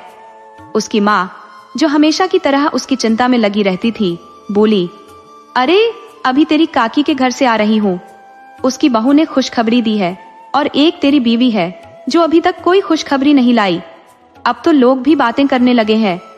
शिवा को गुस्सा आ गया। वह बोला, अम्मा, जिसे जो बोलना है बोलने दो, मुझे कोई फर्क नहीं पड़ता। जब बच्चा होना होगा हो जाएगा, क्यों बार बार पीछे पड़ी हो? शिवा की माँ, जो हमेशा अपने पोते का सपना देखती थी, बोली, मेरे भी तो कुछ अरमान है। मैं भी अपने पोते का मुंह देखना चाहती हूँ, उसे गोद में खिलाना चाहती हूँ, जैसे बाकी की औरतें अपने पोते पोतियों को खिलाती हैं। शिवा अपनी माँ की बात समझता था, लेकिन कुछ बातें इंसान के बस में नहीं होती। तभी शिवा के पिताजी खेत से लौटे और बोले, शिवा, तेरी अम्मा सही कह रही है। अब तो मेरा भी मन करता है कि कोई मुझे बाबा कहकर पुकारे और मैं उसे गोद में लेकर पूरे गांव में घूम आऊं। शिवचरण की पत्नी, जो दरवाजे के पास खड़ी थी, ये सब सुन रही थी। उसके मन को इन बातों से गहरा आघात लगता था, लेकिन वो कभी किसी से कुछ नहीं कहती थी।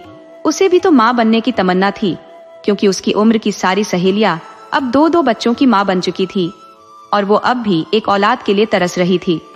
समझ नहीं आ रहा था कि भगवान ने उसके लिए क्या नियति तय कर रखी है, या फिर भगवान उससे इतने कठोर क्यों हो गए हैं। वो यही सोचकर अक्सर रो देती थी। एक दिन गांव में यह खबर फैल गई कि कोई सिद्ध महात्मा आए हैं, जो शायद कोई योगी है। समय समय पर साधना और तप में लीन रहते हैं और कभी कभी भ्रमण के लिए बाहर निकलते हैं।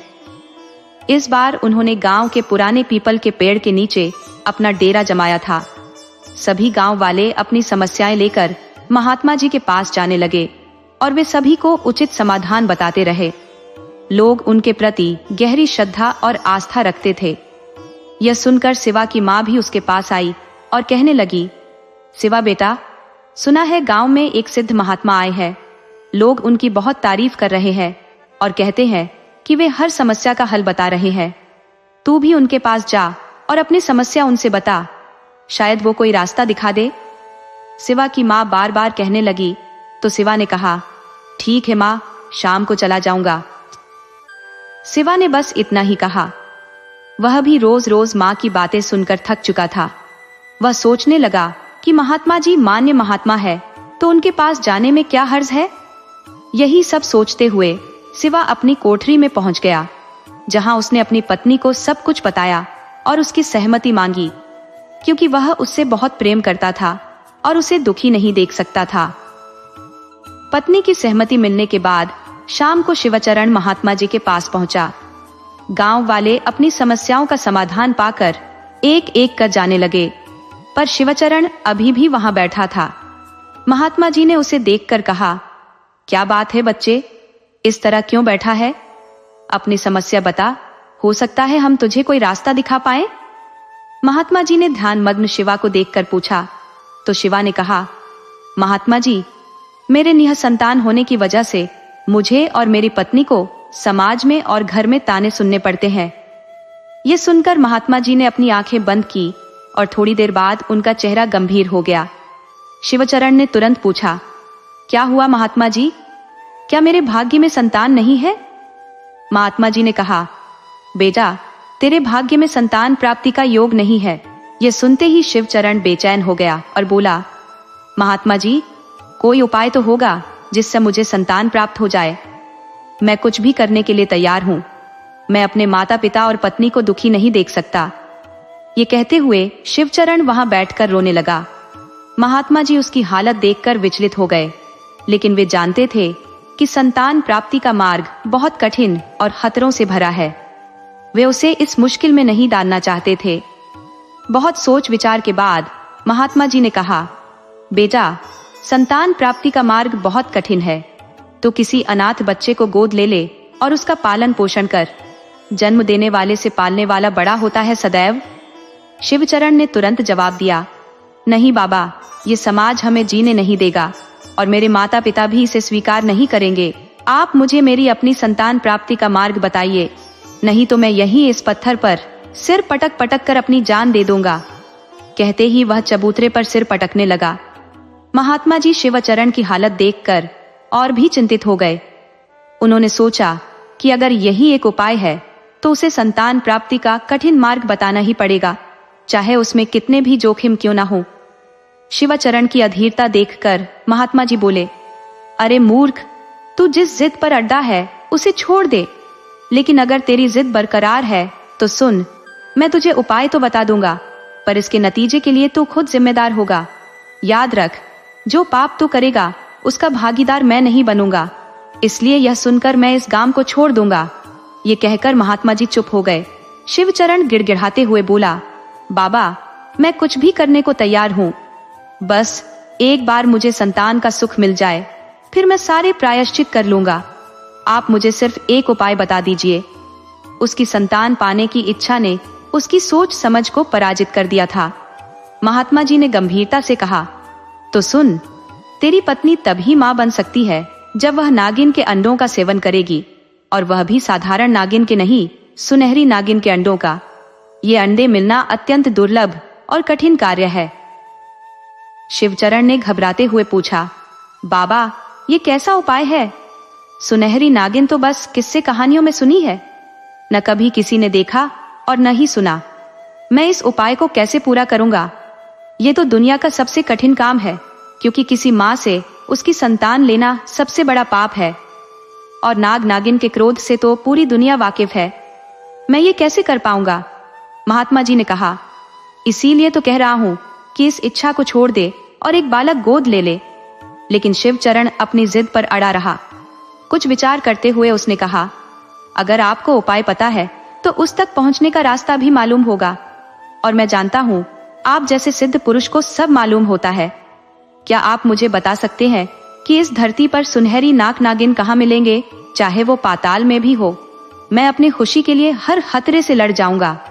ये कहकर शिवचरण महात्मा जी के चरणों में सिर झुकाकर बैठ गया। महात्मा जी गहरी सोच में पड़ गए। उनका काम तो भटके हुए को सही रास्ते पर लाना था, लेकिन यहाँ तो कोई उनसे खुद भटकने का रास्ता मान रहा था। शिवचरण की जिद और दुख को देखकर उनका हृदय पिघल गया और उन्होंने निश्चय किया कि उसे उपाय बता ही दे। महात्मा जी ने कहा, उठो बच्चा, हम तुम्हें मार्ग तो दिखा देंगे, लेकिन उस पर चलकर मंजिल तक पहुंचना तुम्हारे हाथ में है। इसमें हम तुम्हारी कोई मदद नहीं करेंगे। शिवचरण आत्मविश्वास से बोला, महात्मा जी, आप बस मार्ग बताइए, मैं खुद निकाल लूंगा। महात्मा जी बोले, ठीक है, तो सुनो। तुम्हारे गांव के पश्चिमी छोर पर एक जंगल है जो तुम्हारे और दूसरे गांव की सीमा के बीच स्थित है। इस जंगल में कोई भी नहीं जाता, और अगर कोई गलती से चला भी जाता है तो लौट कर नहीं आता। उस जंगल में कोई भी अन्य जीव जंतु भी नहीं विचरते, क्योंकि वहां असंख्य सर्पों का बसेरा है, और वो साधारण सर्प नहीं है, बल्कि नागलोक के प्राचीन सर्प है, जिन्हें किसी श्राप के कारण इस जंगल में निवास करना पड़ा। उनमें से एक सुनहरे नाग नागिन का जोड़ा है, जिनका संपूर्ण जंगल पर नियंत्रण है। महात्मा जी मौन हो गए और शिवचरण आश्चर्य में डूब गया। उसे इस रहस्य की भनक भी नहीं थी। उसने खुशी से उछलते हुए कहा, तो मुझे कहीं और जाने की जरूरत ही नहीं है। महात्मा जी, उपाय तो मेरे इतने करीब है, मैं अवश्य ही उन अंडों को प्राप्त कर लूंगा। महात्मा जी ने गंभीरता से कहा, मूर्ख, ये मार्ग इतना सरल नहीं है। वो नाग नागिन सिर्फ अमावस्या के दिन ही अपनी कंदरा से बाहर आते हैं और ठीक 15 दिन बाद वो नाग नागिन बाहर आएंगे, लेकिन उनके अंडे दिखेंगे या नहीं ये अंदाजा लगाना कठिन है। वो कोई साधारण सर्प नहीं है जिनको मारकर तू आसानी से उनके अंडे हासिल कर लेगा। वो जोड़ा मणिधारी है, उनके प्रचंड क्रोध का सामना कोई नहीं कर सकता। भोलेनाथ के अलावा उनसे सामना करने की हिम्मत कोई नहीं जुटा सकता। अभी भी समय है, खुद को इस खतरे में मत डाल बच्चे, नहीं तो बहुत पछताएगा। महात्मा जी ने शिवा को चेतावनी दी। पर शिवा कहने लगा, मुझे कैसे भी करके अपनी संतान प्राप्त करनी है महात्मा जी। इसके लिए मैं हर खतरा उठाऊंगा, चाहे जो हो जाए। मैं वो अंडे हासिल करके ही रहूंगा। आपका धन्यवाद जो आपने मेरी इतनी सहायता की। अब आगे क्या करना होगा ये मैं खुद देख लूंगा। इतना कहकर शिवचरण उठ खड़ा हुआ और जाने के लिए मुड़ा। तभी महात्मा जी बोले, रुक जा बच्चे, अधूरा ज्ञान हमेशा विनाश लाता है। एक ताबीज देता हूँ, उसे अपने गले में पहन ले। जब तू उस जंगल में प्रवेश करेगा तो तेरी गंध उन जीवों तक नहीं पहुंचेगी, वे तेरी गंध को महसूस नहीं करेंगे। हो सकता है कि अंडे देखने के लिए 2 या 3 अमावस्या भी गुजर जाएं। इस ताबीज को पहनने से तू 3 बार उस जंगल में सुरक्षित प्रवेश कर सकता है। लेकिन अगर तुझे अंडे नहीं मिले तो ताबीज का असर खत्म हो जाएगा। फिर अगर तू उस जंगल में गया तो तेरी मौत निश्चित है। बिना ताबीज के ये तुझ पर भारी पड़ेगा। इतना कहकर महात्मा जी ने अपना हाथ आगे किया और कुछ मंत्र बुदबुदाए। एक ताबीज उनके हाथ में आ गया और उन्होंने शिवचरण को दे दिया। शिवचरण ने तुरंत ही उसे अपने गले में धारण कर लिया। तभी महात्मा जी ने अपने झोले से एक जड़ी बूटी निकाली और बोले, ये ले जा, इससे सर्पों को कुछ समय के लिए वश में किया जा सकता है, पर यह उन मणिधारी नाग नागिन के जोड़े पर कोई असर नहीं करेगी। इसका प्रयोग एक बार ही कर सकते हो, ये वक्त पर तेरी रक्षा करेगी। ये कहकर महात्मा जी ने शिवचरण के सिर पर हाथ रखकर आशीर्वाद दिया। शिवचरण खुश होकर घर लौट आया। घर आकर जब उसकी माँ और पत्नी ने पूछा कि महात्मा जी ने क्या उपाय बताया है, तो उसने बस इतना ही कहा कि उपाय तो मिल गया है, पर उसे किसी को बताना नहीं है, गुप्त रखना है।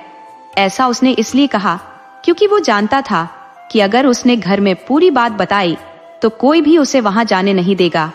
आखिर 15 दिन बीत गए और अमावस्या का दिन आ गया। रात हो चुकी थी। करीब आधी रात को शिवचरण दबे पांव किवाड़ खोलकर बाहर निकला और सावधानी से दरवाजा बंद कर दिया। चलते चलते शिवचरण उस जंगल की सीमा पर पहुंच गया। मन में तरह तरह के ख्याल चल रहे थे, दिल में डर भी था, पर जब इंसान ठान ले तो वो असंभव को भी संभव बना देता है। और आज शिवचरण भी ऐसा ही कुछ करने जा रहा था। मन में कई सवाल लिए उसने जंगल में प्रवेश किया। अमावस्या की रात थी, चारों तरफ घना अंधेरा था, हाथ को हाथ नहीं सूझ रहा था और रात के जीवों की आवाजें माहौल को और भी भयावह बना रही थी। लेकिन शिवचरण धीमे धीमे टॉर्च की रोशनी में आगे बढ़ता गया। जंगल के अंदर हर छोटी सी आहट उसे चौकन्ना कर जाती थी। काफी अंदर जाने के बाद भी उसे कुछ खास नजर नहीं आया। वो एक घने पेड़ के नीचे सुस्ताने लगा और सोचने लगा, पता नहीं यहाँ कुछ है भी या नहीं। महात्मा जी ने तो यही कहा था, पर जंगल के इतने अंदर आकर भी कुछ नहीं मिला। कहीं ये सब कहानी तो नहीं। शिवचरण खुद से ही बातें करने लगा। तभी एक अजीब सी आवाज ने उसका ध्यान खींचा। वो आवाज की दिशा में धीरे धीरे बढ़ने लगा। अचानक उसकी टॉर्च ने काम करना बंद कर दिया। अब इसको क्या हो गया? शिवचरण सोचने लगा। वह टॉर्च को झुंझलाते हुए देख रहा था, इधर उधर हिला रहा था। तभी उसे जंगल के अंदर से आती हुई एक हल्की सी रोशनी की किरण दिखाई दी। पहले तो वह डर गया कि इस समय जंगल में रोशनी कहां से आ रही है, वो भी अमावस्या की रात को। फिर उसके दिमाग में महात्मा जी की कही बात आई, वो नाग नागिन का जोड़ा मणिधारी है। तो वह सोचने लगा, जरूर ये रोशनी मणि की है। शिवचरण के मन में उथल पुथल मच गई और वो उस रोशनी की तरफ बढ़ने लगा। थोड़ा और अंदर जाने पर रोशनी तेज हो गई। अब शिवचरण और आगे बढ़ता जा रहा था। आखिरकार वह उस जगह पहुंच गया जहां से रोशनी निकल रही थी। उसे अपनी आंखों पर विश्वास नहीं हो रहा था। जो दृश्य उसकी आंखों के सामने था वो एकदम अद्भुत था। चारों ओर विशाल पेड़ थे, उनकी शाखाओं से नाक लटक रहे थे। न जाने कितने सिर जमीन में घुसे हुए थे और पेड़ों की जड़ों में घूम रहे थे। बोगियों के ऊपर से झांकते हुए खौफनाक दृश्य उन कक्षों के माहौल को और भी डरावना और रहस्यमय बना रहे थे। सबसे हैरान कर देने वाली चीज वो रोशनी थी जो एक विशाल पेड़ के नीचे बने सबसे ऊंचे टीले से आ रही थी। वहां पर एक बड़े और सुनहरे रंग के नाग नागिन का जोड़ा कुंडली मारकर बैठा था। उनमें से एक के फन पर एक छोटे से हीरे के बराबर का रत्न था, जिससे दूधिया रंग की तेज रोशनी निकल रही थी, जो पूरे वातावरण को दिव्य बना रही थी। शिवचरण ने सोचा, तो ये है मणिधारी नाग नागिन का जोड़ा। लगता है मणि जैसी कोई चीज वाकई होती है। ये सब कहानियां में सुनते थे, पर आज तो अपनी आंखों से देख रहा हूं। ये सच है या कोई भ्रम? ये दृश्य किसी भी इंसान के सोचने समझने की शक्ति को खत्म कर सकता है। लेकिन शिवचरण पर अपनी संतान को पाने का ऐसा जुनून सवार था कि वो सारे खतरों को नजरअंदाज कर रहा था। सबसे अजीब बात यह थी कि इतने सारे सांपों के बीच खड़े होने के बावजूद भी कोई उसे नुकसान नहीं पहुंचा रहा था। शायद यह महात्मा जी के दिए ताबीज का असर था, जिससे सांपों को इंसान की उपस्थिति का एहसास ही नहीं हो रहा था। शिवचरण बहुत देर तक वहीं खड़ा उस नजारे को देखता रहा, जैसे किसी राज दरबार का दृश्य हो और बीच में महाराज और महारानी अपने सिंहासन पर विराजमान हो। शायद उनके बात करने का कोई गूढ़ तरीका था जो किसी साधारण इंसान की समझ से परे था। अचानक शिवचरण को अपनी यहाँ आने की वजह याद आई। वह यहाँ उन अंडों को हासिल करने के लिए आया था, पर वो नाग नागिन के अंडे कहीं नजर नहीं आ रहे थे। उसने सुना था कि नागिन हमेशा अपनी कुंडली के बीच में अंडे रखती है जब तक कि वो फूट न जाए, पर यहाँ तो ऐसा कुछ भी नहीं था। नागिन की कुंडली के बीच में भी कोई अंडा नहीं था। शिवचरण ने बहुत कोशिश की, पर उसके हाथ निराशा ही लगी। कई प्रयासों के बाद भी जब उसे कुछ नहीं मिला तो वह हार मानकर वापस लौटने का मन बना लिया। उसे वहां रुकना अब खतरे से खाली नहीं लग रहा था। वहां उसे एक अजीब सा खौफनाक अनुभव हो रहा था, क्योंकि इस बार भी कुछ हासिल नहीं हुआ था। शायद महात्मा जी सही कह रहे थे कि इन अंडों को प्राप्त करने के लिए कोई नई चाल या योजना बनानी होगी, नहीं तो जान भी जा सकती है। और यह भी नहीं पता कि 3 अमावस्या तक ये अंडे मिलेंगे भी या नहीं। शिवचरण इसी उधेड़बुन में डूबा हुआ वापस लौट पड़ा। जब वह गांव पहुंचा तो रात का आखिरी पहर चल रहा था। बस कुछ ही देर में सुबह होने वाली थी। वह चुपचाप जाकर अपने कमरे में सो गया, बिना किसी को कुछ बताए। अमावस्या की रात ऐसे ही बीत गई। शिवचरण बहुत चिंतित था, क्योंकि अब बस 2 ही मौके बचे थे और उसी बीज को लेकर वो जंगल में सुरक्षित पहुंच सकता था।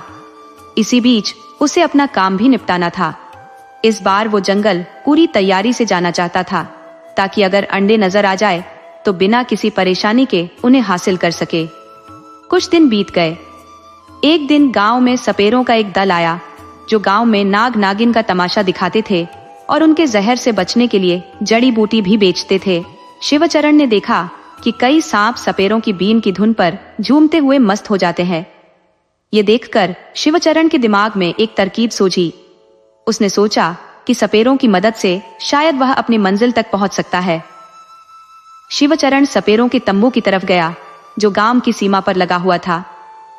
रात का वक्त था और सभी लोग अपने अपने घरों में सो चुके थे। शिवचरण धीरे धीरे सपेरों के तंबू की ओर बढ़ने लगा। रात का समय था, लेकिन गांव के लोग जल्दी सो जाते थे, इसलिए रास्ते सुनसान और वीरान हो गए थे। शिवचरण मन ही मन अपनी योजना को सोच रहा था कि कैसे वो सपेरों की मदद से नाग नागिन के अंडों तक पहुंच सकता है। वो इस बार पूरी तैयारी के साथ आगे बढ़ रहा था, ताकि बिना किसी रुकावट के अपने लक्ष्य को हासिल कर सके। इक्का दुक्का लोग घरों की ओर लौट रहे थे। शिवचरण तेजी से उस दिशा में बढ़ रहा था। उसकी धड़कनें तेज हो रही थी कि कहीं कोई उसे रोक न ले। अगर कोई पूछ बैठा कि इतनी रात को कहां जा रहे हो, तो क्या जवाब देगा? वह सपेरों की बस्ती में एक तंबू के आगे जाकर रुका और आवाज लगाई, कोई है? थोड़ी देर बाद एक बूढ़ा व्यक्ति बाहर आया। उसने संजीदा स्वर में पूछा, इतनी रात गए कौन हो भाई, और यहाँ क्यों आए हो? शिवचरण ने विनम्रता से कहा, भाई मुझे तुम्हारे सरदार से मिलना है, क्या आप उनसे मेरी मुलाकात करा सकते हैं? बूढ़े ने मुस्कुराते हुए कहा, मैं ही इस कबीले का सरदार हूँ, बताओ क्या काम है? शिवचरण ने हाथ जोड़कर कहा, भाई मुझे आपसे एक मदद चाहिए। अगर आप बुरा न माने तो मैं आराम से बैठकर आपको सारी बात समझाता हूँ। शिवचरण ने तंबू के अंदर चलकर बात करने का इशारा किया। सरदार थोड़ी देर के लिए असमंजस में था, पर फिर उसने शिवचरण को अंदर बुला लिया। अंदर जाकर शिवचरण ने अपनी पूरी कहानी सरदार को सुनाई, लेकिन उसने यह बात छुपा ली कि नाग नागिन साधारण नहीं बल्कि अद्वितीय है। पूरी बात सुनने के बाद सरदार कुछ देर तक सोच में डूबा रहा। फिर उसने पूछा, तुम्हारी मदद तो कर देंगे, पर इसके बदले में हमें क्या मिलेगा? शिवचरण ने संजीदगी से कहा, मैं आपकी मेहनत का उचित मूल्य दूंगा, जो भी आपकी सेवा के लिए उचित होगा। सरदार ने सिर हिलाते हुए कहा, काम तो मुश्किल है पर हम करेंगे। इसके लिए हमें अपने सबसे कुशल सपेरों की मदद लेनी पड़ेगी। मैं कल तुम्हें बताऊंगा।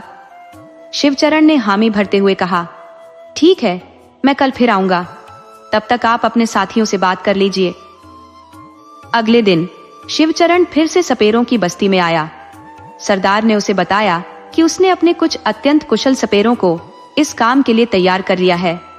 उनकी बात सुनकर शिवचरण के मन को शांति मिली। शिवचरण ने सरदार को अपनी योजना समझाई। योजना के अनुसार शिवचरण सपेरों के साथ जंगल तक जाएगा, लेकिन वह अकेला ही अंदर जाएगा। सपेरे जंगल के बाहर ही रहेंगे। अगर शिवचरण को अंदर वह मिल गया जिसकी उसे तलाश है, तो वह एक विशेष आवाज निकालेगा। वह आवाज रात के सन्नाटे में दूर तक सुनाई देगी। आवाज सुनते ही सपेरे अपनी बीन बजानी शुरू करेंगे और तब तक बजाते रहेंगे जब तक शिवचरण जंगल से बाहर ना आ जाए। सरदार ने गंभीरता से कहा, पर अगर सांप बहुत अधिक हुए तो हम उन्हें काबू में नहीं कर पाएंगे। हमारी जान को भी खतरा हो सकता है। शिवचरण ने सरदार की चिंता को समझते हुए कहा, महात्मा जी ने मुझे एक विशेष जड़ी दी है। यह जड़ी उन सांपों को कुछ समय के लिए बेहोश कर सकती है, जब तक मैं अपना काम पूरा कर लूं। सरदार ने शिवचरण से पूछा, इस जड़ी का उपयोग कैसे करना है? शिवचरण ने बताया, इस जड़ी को आग में डालना है। इससे निकला हुआ धुआं उन जीवों को बेहोश कर देगा, पर सिर्फ थोड़े समय के लिए। उस समय में हमें अपना काम पूरा करना होगा और वहां से निकलना होगा। सरदार ने कहा, ठीक है, पर यह काम हमें अमावस्या की रात को ही करना होगा। हम तैयार रहेंगे, लेकिन हमारा मेहनताना समय पर मिलना चाहिए। हम यहाँ ज्यादा दिन रुकने वाले नहीं हैं। शिवचरण ने आश्वासन दिया, आपको आपका मेहनताना समय पर मिल जाएगा। जैसे ही मेरा काम होगा, आपका पैसा भी मिल जाएगा। शिवचरण ने उनकी तसल्ली के बाद वापस अपने घर की राह ली। शिवचरण की पत्नी कई दिनों से उसके बदले हुए व्यवहार को देखकर परेशान थी। आज उसने तय कर लिया कि वह इस बदलाव की वजह जानकर रहेगी। शिवचरण खाना खाकर लेटा ही था कि उसकी पत्नी पास आई और बोली, सुनिए, हमें आपसे कुछ बात करनी है। शिवचरण ने गहरी सांस लेते हुए कहा, कहो क्या बात है अम्मा? फिर से कुछ कहने आई हो क्या? उसकी अम्मा बोली, नहीं शिवा, कोई बात नहीं, लेकिन हम कुछ दिनों से देख रहे हैं कि तुम कुछ परेशान से लग रहे हो। तुम्हारा व्यवहार भी अजीब हो गया है। क्या कोई बात है जो तुम छिपा रहे हो? शिवचरण ने तुरंत बात को टालने की कोशिश करते हुए कहा, नहीं नहीं, ऐसी कोई बात नहीं है। इस बार फसल कुछ अच्छी नहीं हुई तो थोड़ा परेशान हूं।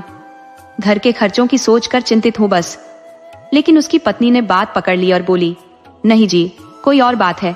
इतने सालों में हमने आपको इतना तो समझ ही लिया है। जब से आप महात्मा जी से मिलकर आए हो, तब से ही आप कुछ परेशान हो। शिवचरण ने मन ही मन समझ लिया कि उसकी पत्नी बात की तह तक पहुंचने की कोशिश कर रही थी। उसने कहा, क्या बेवजह मुझे परेशान कर रही हो? थक हार कर घर आया हूं, चैन से रहने दो। ये कहते हुए शिवचरण ने मुंह फेरकर दूसरी तरफ करवट लेकर सोने की कोशिश की। उसकी पत्नी ने कहा, देखिए, हमसे कुछ मत छिपाइए। हमें लग रहा है कि आप बच्चे के लिए परेशान हैं। जरूर महात्मा जी ने कुछ बड़ा उपाय बताया है, तभी से आप चिंतित हो। कुछ गलत तो नहीं कर रहे हैं ना बच्चे के लिए? पत्नी के इस सवाल पर शिवचरण का गुस्सा उबल पड़ा। वह घर में बैठ गया और गुस्से में पत्नी की तरफ घूरते हुए बोला, तुम अपने काम में ध्यान लगाओ, बस मुझसे सवाल जवाब करने की हिम्मत मत करना, समझी? और अगर मैं कुछ कर भी रहा हूं तो हमारी भलाई के लिए कर रहा हूं। तुम ज्यादा टोका टाकी मत करो। उसकी पत्नी बोली, ठीक है, नहीं बोलेंगे, लेकिन बस एक बात कह रहे हैं, बच्चा पाने के लिए कोई गलत काम मत करना। हम ऐसे ही ठीक है, दुनिया के ताने सह लेंगे, पर कोई गलत रास्ता अपनाकर बच्चा नहीं चाहिए। यह कहकर उसकी पत्नी वहां से चली गई। शिवचरण सोचने लगा, कितनी भोली औरत है, लेकिन दुनिया में हर काम सही गलत के नजरिए से नहीं देखा जा सकता। अगर संतान आसानी से मिल जाती तो मिल जाती, अब चाहे रास्ता कितना भी कठिन हो, अपनी संतान के लिए मैं कुछ भी करूंगा। ये सोचकर शिवचरण सो गया।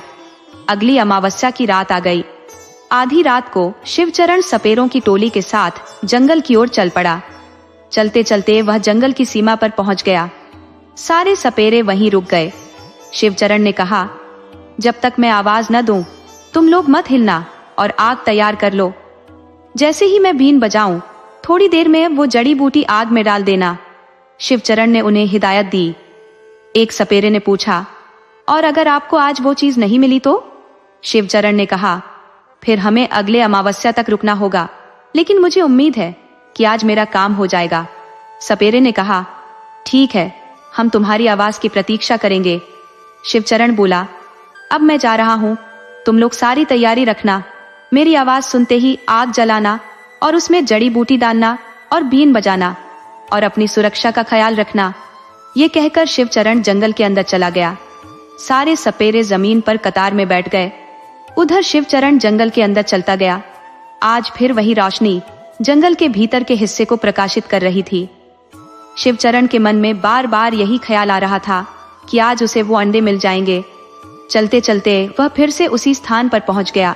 वही अद्भुत दृश्य, वही अलौकिक रोशनी, जो किसी को भी यह मानने पर मजबूर कर दे कि इंसानी दुनिया से भी परे एक दुनिया है। शायद ही किसी साधारण इंसान ने अपने जीवन में ऐसा दृश्य देखा हो।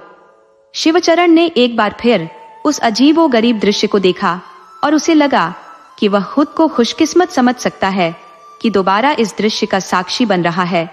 लेकिन कहते हैं ना, जब किसी का विनाश करीब आता है तो उसकी बुद्धि भी भ्रष्ट हो जाती है। शिवचरण के साथ भी कुछ ऐसा ही हो रहा था।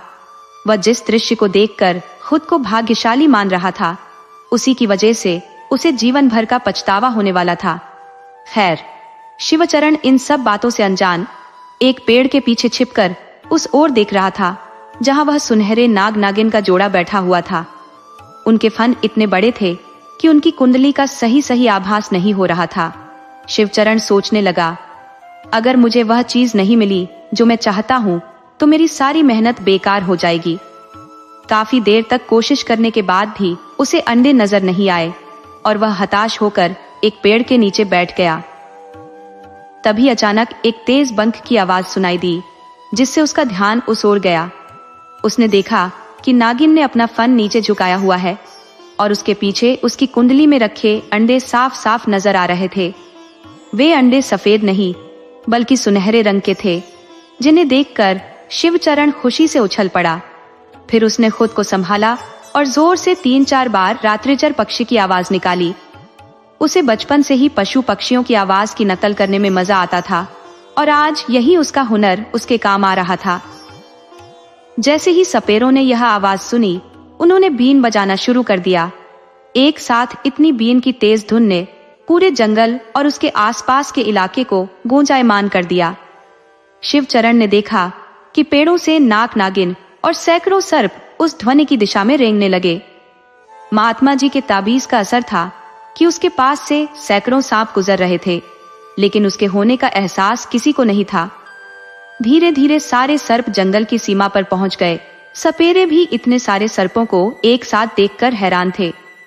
उनके सरदार ने वही जड़ी बूटी आग में डाल दी, जिससे एक तेज धुआं उठा।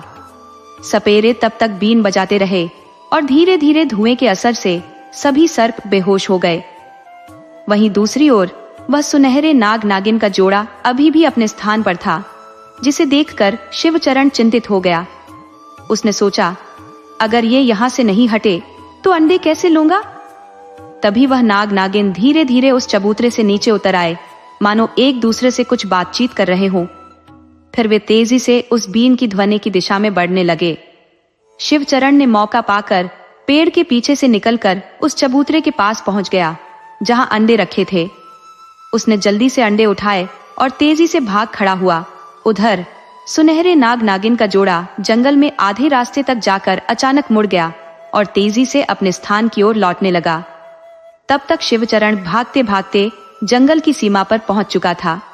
वहां जो सर्प बेहोश पड़े थे वे शायद अब होश में आने वाले थे। शिवचरण अब कोई खतरा मोल नहीं लेना चाहता था। उसने अंडों को अपने गमछे में बांधा और जितनी तेजी से हो सकता था वहां से भाग खड़ा हुआ। जब नाग नागिन अपने स्थान पर पहुंचे और अपने अंडे गायब पाए तो वे गुस्से में पागल हो गए और एक भयंकर फुंकार छोड़ी जिससे पूरा जंगल थरथरा उठा। उधर भागते भागते शिवचरण अपने घर पहुंच गया। रात का आखिरी पहर भी अब लगभग बीत चुका था और सुबह की पहली किरण धरती तक पहुंच चुकी थी। उसने अंडों को एक सुरक्षित जगह पर छुपाया और चारपाई पर लेटकर सुस्ताने लगा। सुबह हुई और सब अपने अपने दैनिक कार्यों में लग गए। शिवचरण भी उठा, स्नान किया और चुपचाप अंडे निकालकर अपने कमरे में गया। उसने अपनी पत्नी को आवाज लगाई, अरे रत्ना, कहाँ हो? तभी रत्ना ने कहा, क्या हुआ? क्यों सुबह सुबह चिल्ला रहे हो? शिवचरण बोला, ये देखो मैं तुम्हारे लिए क्या लाया हूँ। ये कहते हुए शिवचरण ने अपने गमछे से अंडे निकालकर अपनी पत्नी के हाथों में रख दिए। शिवचरण की पत्नी अंडों को हाथ में लेकर हैरानी से बोली, ये कहाँ से ले आए ऐसे अंडे? आज तक मैंने कभी ऐसे अंडे नहीं देखे और सुनहरे अंडे तो कोई मुर्गी देती भी नहीं है। वह अंडों को उलट पलट कर देखने लगी। उसकी उत्सुकता बढ़ती जा रही थी।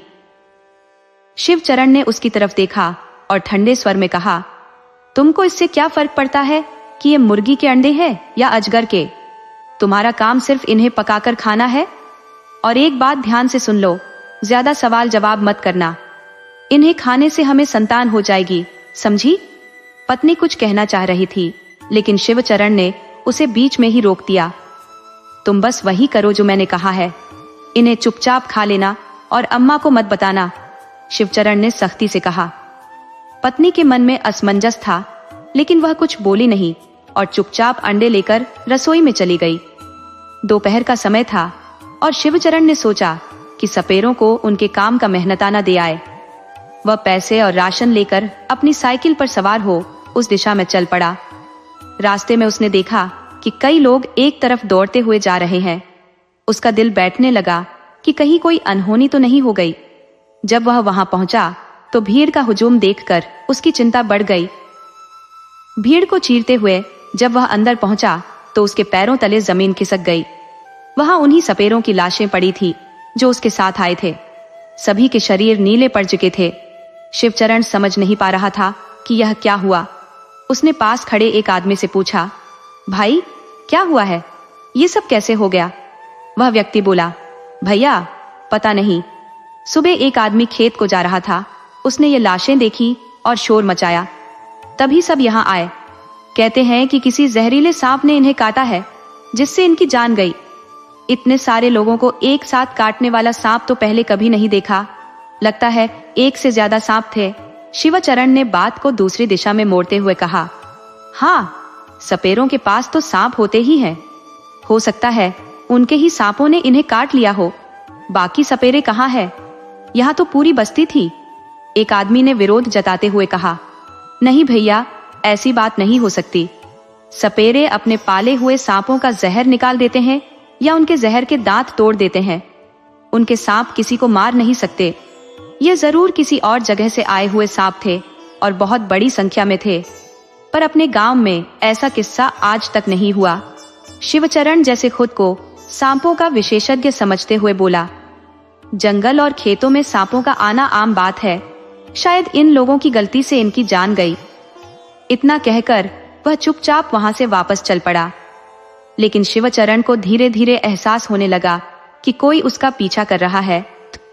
अक्सर रात में उसे डरावने सपने आते जिनमें बहुत बड़े बड़े सांप होते। वह इसे अपने दिमाग का भ्रम मानकर नजरअंदाज कर रहा था। इसी बीच वह खुशखबरी आई जिसका शिवचरण को वर्षों से इंतजार था। उसकी पत्नी गर्भवती थी और वह पिता बनने वाला था। घर में खुशी का माहौल था। अब उसके माँ बाप भी बहुत खुश थे। उसकी माँ तो अब अपनी बहू को कोई काम भी नहीं करने देती थी और हर बात का ख्याल रखती थी, पर उसकी पत्नी पूरी तरह से खुश नहीं थी। जब से उसे पता चला कि वह माँ बनने वाली है, तब से वह अजीब सी बेचैनी महसूस कर रही थी। उसे हमेशा ऐसा लगता जैसे कोई उसके आसपास है, और पेट के अंदर भी उसे कुछ असामान्य सा महसूस होता था। शिवचरण की जिंदगी में खुशियों की बहार थी। आखिर उसकी पत्नी का छठा महीना चल रहा था। अब तक सब कुछ सामान्य ही चल रहा था, पर एक रात अचानक उसकी पत्नी के पेट में तेज दर्द उठा, जिससे पूरा घर परेशान हो गया। जब दर्द हद से ज्यादा बढ़ गया तो शिवचरण पास के गांव की एक दाई को बुला लाया, क्योंकि बाकी सभी डॉक्टर्स और पुरुष लोग घर से बाहर थे। दाई ने आकर कई देर तक निरीक्षण किया और फिर बोली, ये तो बहुत अजीब है। छठा महीना है और बच्चा बाहर आ रहा है। अगर तुरंत प्रसव नहीं हुआ तो माँ और बच्चे दोनों की जान खतरे में है। घर में सबके होश उड़ गए। शिवचरण कुछ भी समझने की हालत में नहीं था। दाई ने काफी मशक्कत के बाद प्रसव कराया। माँ और बच्ची दोनों सुरक्षित थे, पर दाई को हैरानी हो रही थी। छठे महीने में बच्ची पूरी तरह स्वस्थ और विकसित थी। यह अजीब लग रहा था। दाई ने कहा, बधाई हो, लक्ष्मी आई है घर में। बेटी का जन्म हुआ है, बिल्कुल चांद का टुकड़ा है। ऐसी सुंदर बच्ची मैंने पहले कभी नहीं देखी। उसने बच्ची को शिवचरण की गोद में रखा और शिवचरण ने अपनी बेटी को गहरे प्यार से देखा। इतने दिन बाद पिता बनने का सुख उसे मिला था। उसकी बेटी का रंग दूध जैसा सफेद था, नीली आंखें और चेहरे पर कुछ ऐसा अलौकिक तेज था जो देखने वाले को मंत्रमुग्ध कर दे। हालांकि उसकी माँ और बाप बहुत खुश नहीं थे कि घर में बेटी का जन्म हुआ है, पर उन्होंने अपने बेटे की खुशी के लिए कुछ नहीं कहा। मगर उसकी माँ के मन में सवाल थे, आखिर छठे महीने में कोई बच्चा पूरी तरह से विकसित और स्वस्थ कैसे हो सकता है? फिर भी बेटी की खुशी देखकर वह चुप रही। घर में खुशी का माहौल था। आखिर इतने दिनों बाद घर में किलकारी गूंजी थी, लेकिन कोई यह नहीं जानता था कि उन पर किसी की बुरी नजर थी। शिवचरण को लगने लगा था कि अब उसे किसी बात का डर नहीं है। उसने सोचा कि जो होना था वह हो चुका है और अब कोई खतरा नहीं है। लेकिन उसकी यह सोच पूरी तरह गलत थी। जो पाप उसने किया था उसकी सजा का वक्त आ गया था। 2 दिन बीत गए। शाम का समय था। शिवचरण और उसके बाबूजी खेतों से लौट आए थे। सब आंगन में बैठे थे, जबकि उसकी पत्नी अपने कमरे में थी, क्योंकि रीति रिवाज के अनुसार उसे 12 दिन बाद ही बाहर आना था। शिवचरण की माँ रसोई में गई थी पानी लाने। तभी अचानक रसोई से चीखने की आवाज आई। शिवचरण दौड़ता हुआ रसोई में गया और जो उसने देखा उससे उसके होश उड़ गए। उसकी माँ जमीन पर गिरी पड़ी थी। माथे के बीचों बीच सांप के काटने का निशान था। मुंह से झाग निकल रहा था और उनका शरीर धीरे धीरे नीला पड़ने लगा था। तभी अचानक एक जोरदार फुफकार की आवाज आई। शिवचरण ने मुड़कर देखा तो पानी की मटकी के पास एक भयानक काला नाग फन फैलाए खड़ा था। शिवचरण मानो बर्फ बन गया। फिर उसे बाहर से अपने बाबूजी की चीखने की आवाज आई। वह भागता हुआ बाहर गया, पर जब तक वह पहुंचा बहुत देर हो चुकी थी। उसके बाबूजी जमीन पर गिरे तड़प रहे थे और उनके माथे के बीचों बीच भी सांप के काटने का निशान था। पूरे घर में भयानक फुफकारों की आवाज गूंजने लगी थी। शिवचरण को महात्मा जी की बातें याद आने लगी। वह तुरंत उठा। उसके पास रोने का भी समय नहीं था।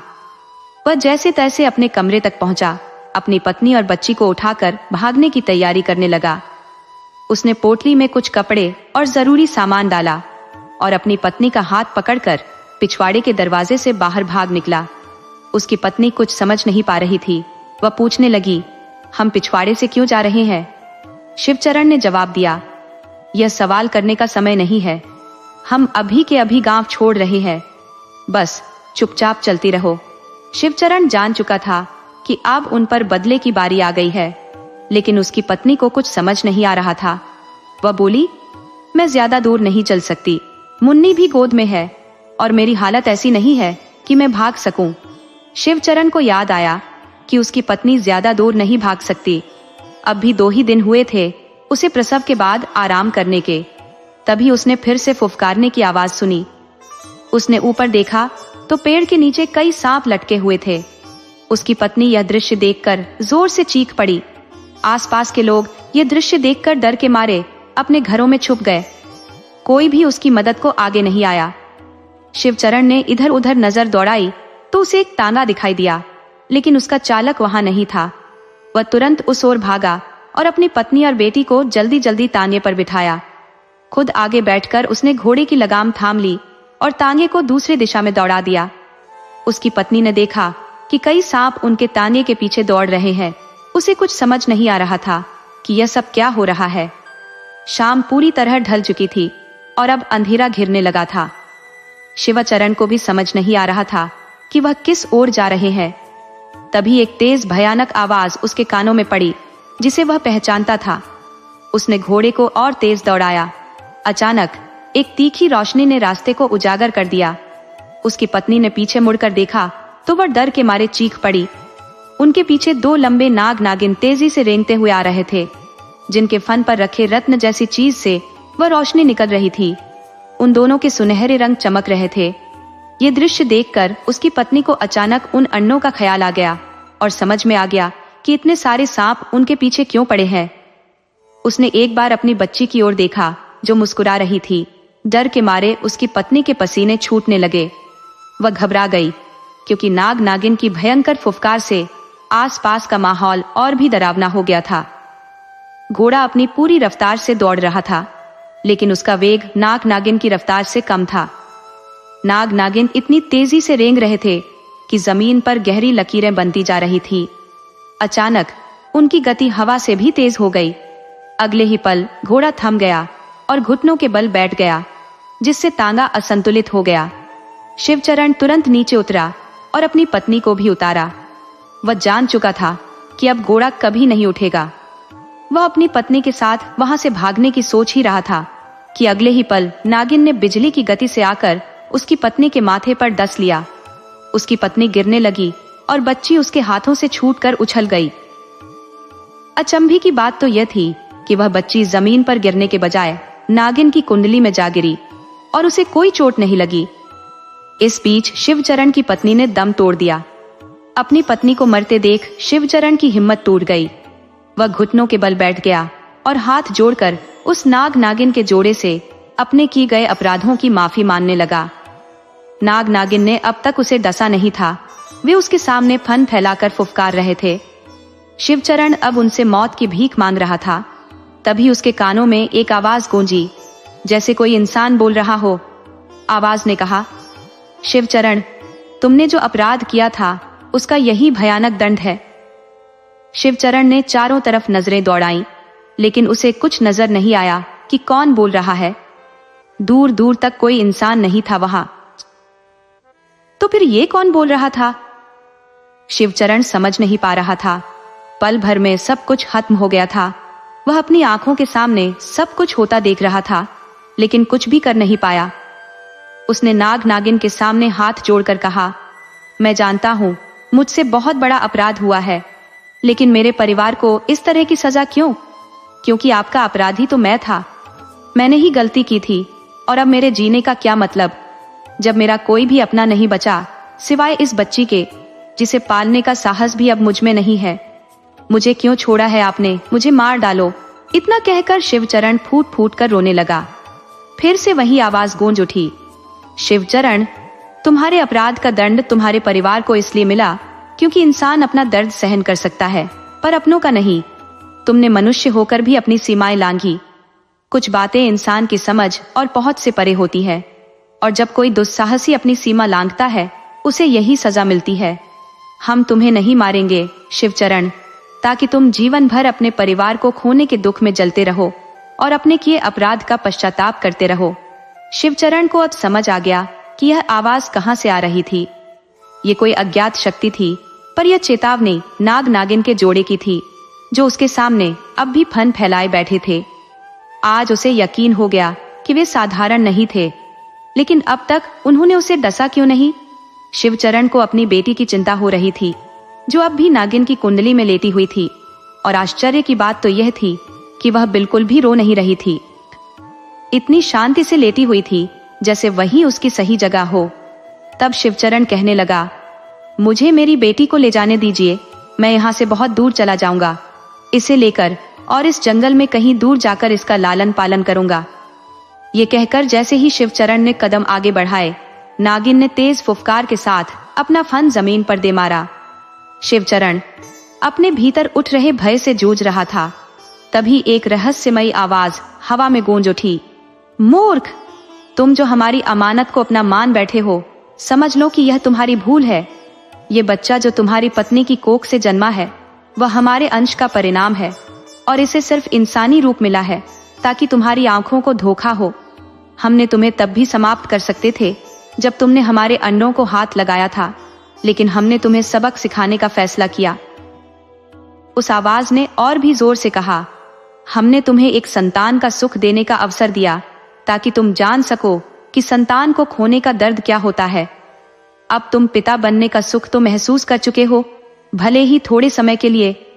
ये दर्द जीवन भर तुम्हारा पीछा करेगा। हम अपना अंश लेकर जा रहे हैं, लेकिन तुम्हें जिंदा छोड़ रहे हैं ताकि तुम्हारी कहानी लोगों को बताए कि ऐसा अपराध करने का अंजाम क्या होता है। क्योंकि तुमने हमें अपनी आंखों से देखा है, इसलिए अब हम तुम्हारी आंखों की ज्योति भी छीन रहे हैं। अब तुम जीवन भर नेत्रहीन रहकर दूसरों पर निर्भर रहोगे। जैसे ही यह बात खत्म हुई, वहां अचानक हवा का एक बवंडर उठा और नाग नागिन अपने अंश को लेकर गायब हो गए। शिवचरण दर्द से कराहते हुए रोने लगा। धीरे धीरे उसकी दृष्टि धुंधली होने लगी और आखिरकार उसने देखना ही बंद कर दिया। वह अंधेरे में अपनी पत्नी के मृत शरीर को टटोलते हुए उसके पास गया और उसका सिर अपने सीने पर रखकर जोर जोर से रोने लगा। उसकी चीखों से पूरा इलाका कांप उठा। कुछ देर बाद वह बेहोश होकर वहीं गिर पड़ा। जब उसे होश आया तो उसने खुद को एक कुटिया में पाया। वहां एक वैद्य रहते थे जिन्होंने शिवचरण को बेहोशी की हालत में उठाया था और उसकी पत्नी के शव को नदी में बहा दिया था, क्योंकि वह जहर के प्रभाव से सड़ने लगा था। वैद्य जी ने शिवचरण को अपना बेटा मान लिया और तभी से वह उनके साथ रहने लगा। कुछ वर्षों बाद वैद्य जी की भी मृत्यु हो गई और शिवचरण अकेला रह गया, अपने अपराध बोध और पछतावे के साथ। शिवचरण बाबा अतीत की उन कड़वी यादों से बाहर निकलकर वर्तमान में आ गए। मंदिर में मौजूद हर व्यक्ति की आंखों में आंसू थे। मुखिया जी और उनकी पत्नी अपने बेटे की सुरक्षा को लेकर चिंतित हो गए थे। मुखिया जी ने हाथ जोड़कर बाबा से पूछा, बाबा, क्या मेरे बेटे को भी वे मार देंगे? उसने तो बस जिज्ञासा में ऐसा किया, उसका कोई स्वार्थ नहीं था।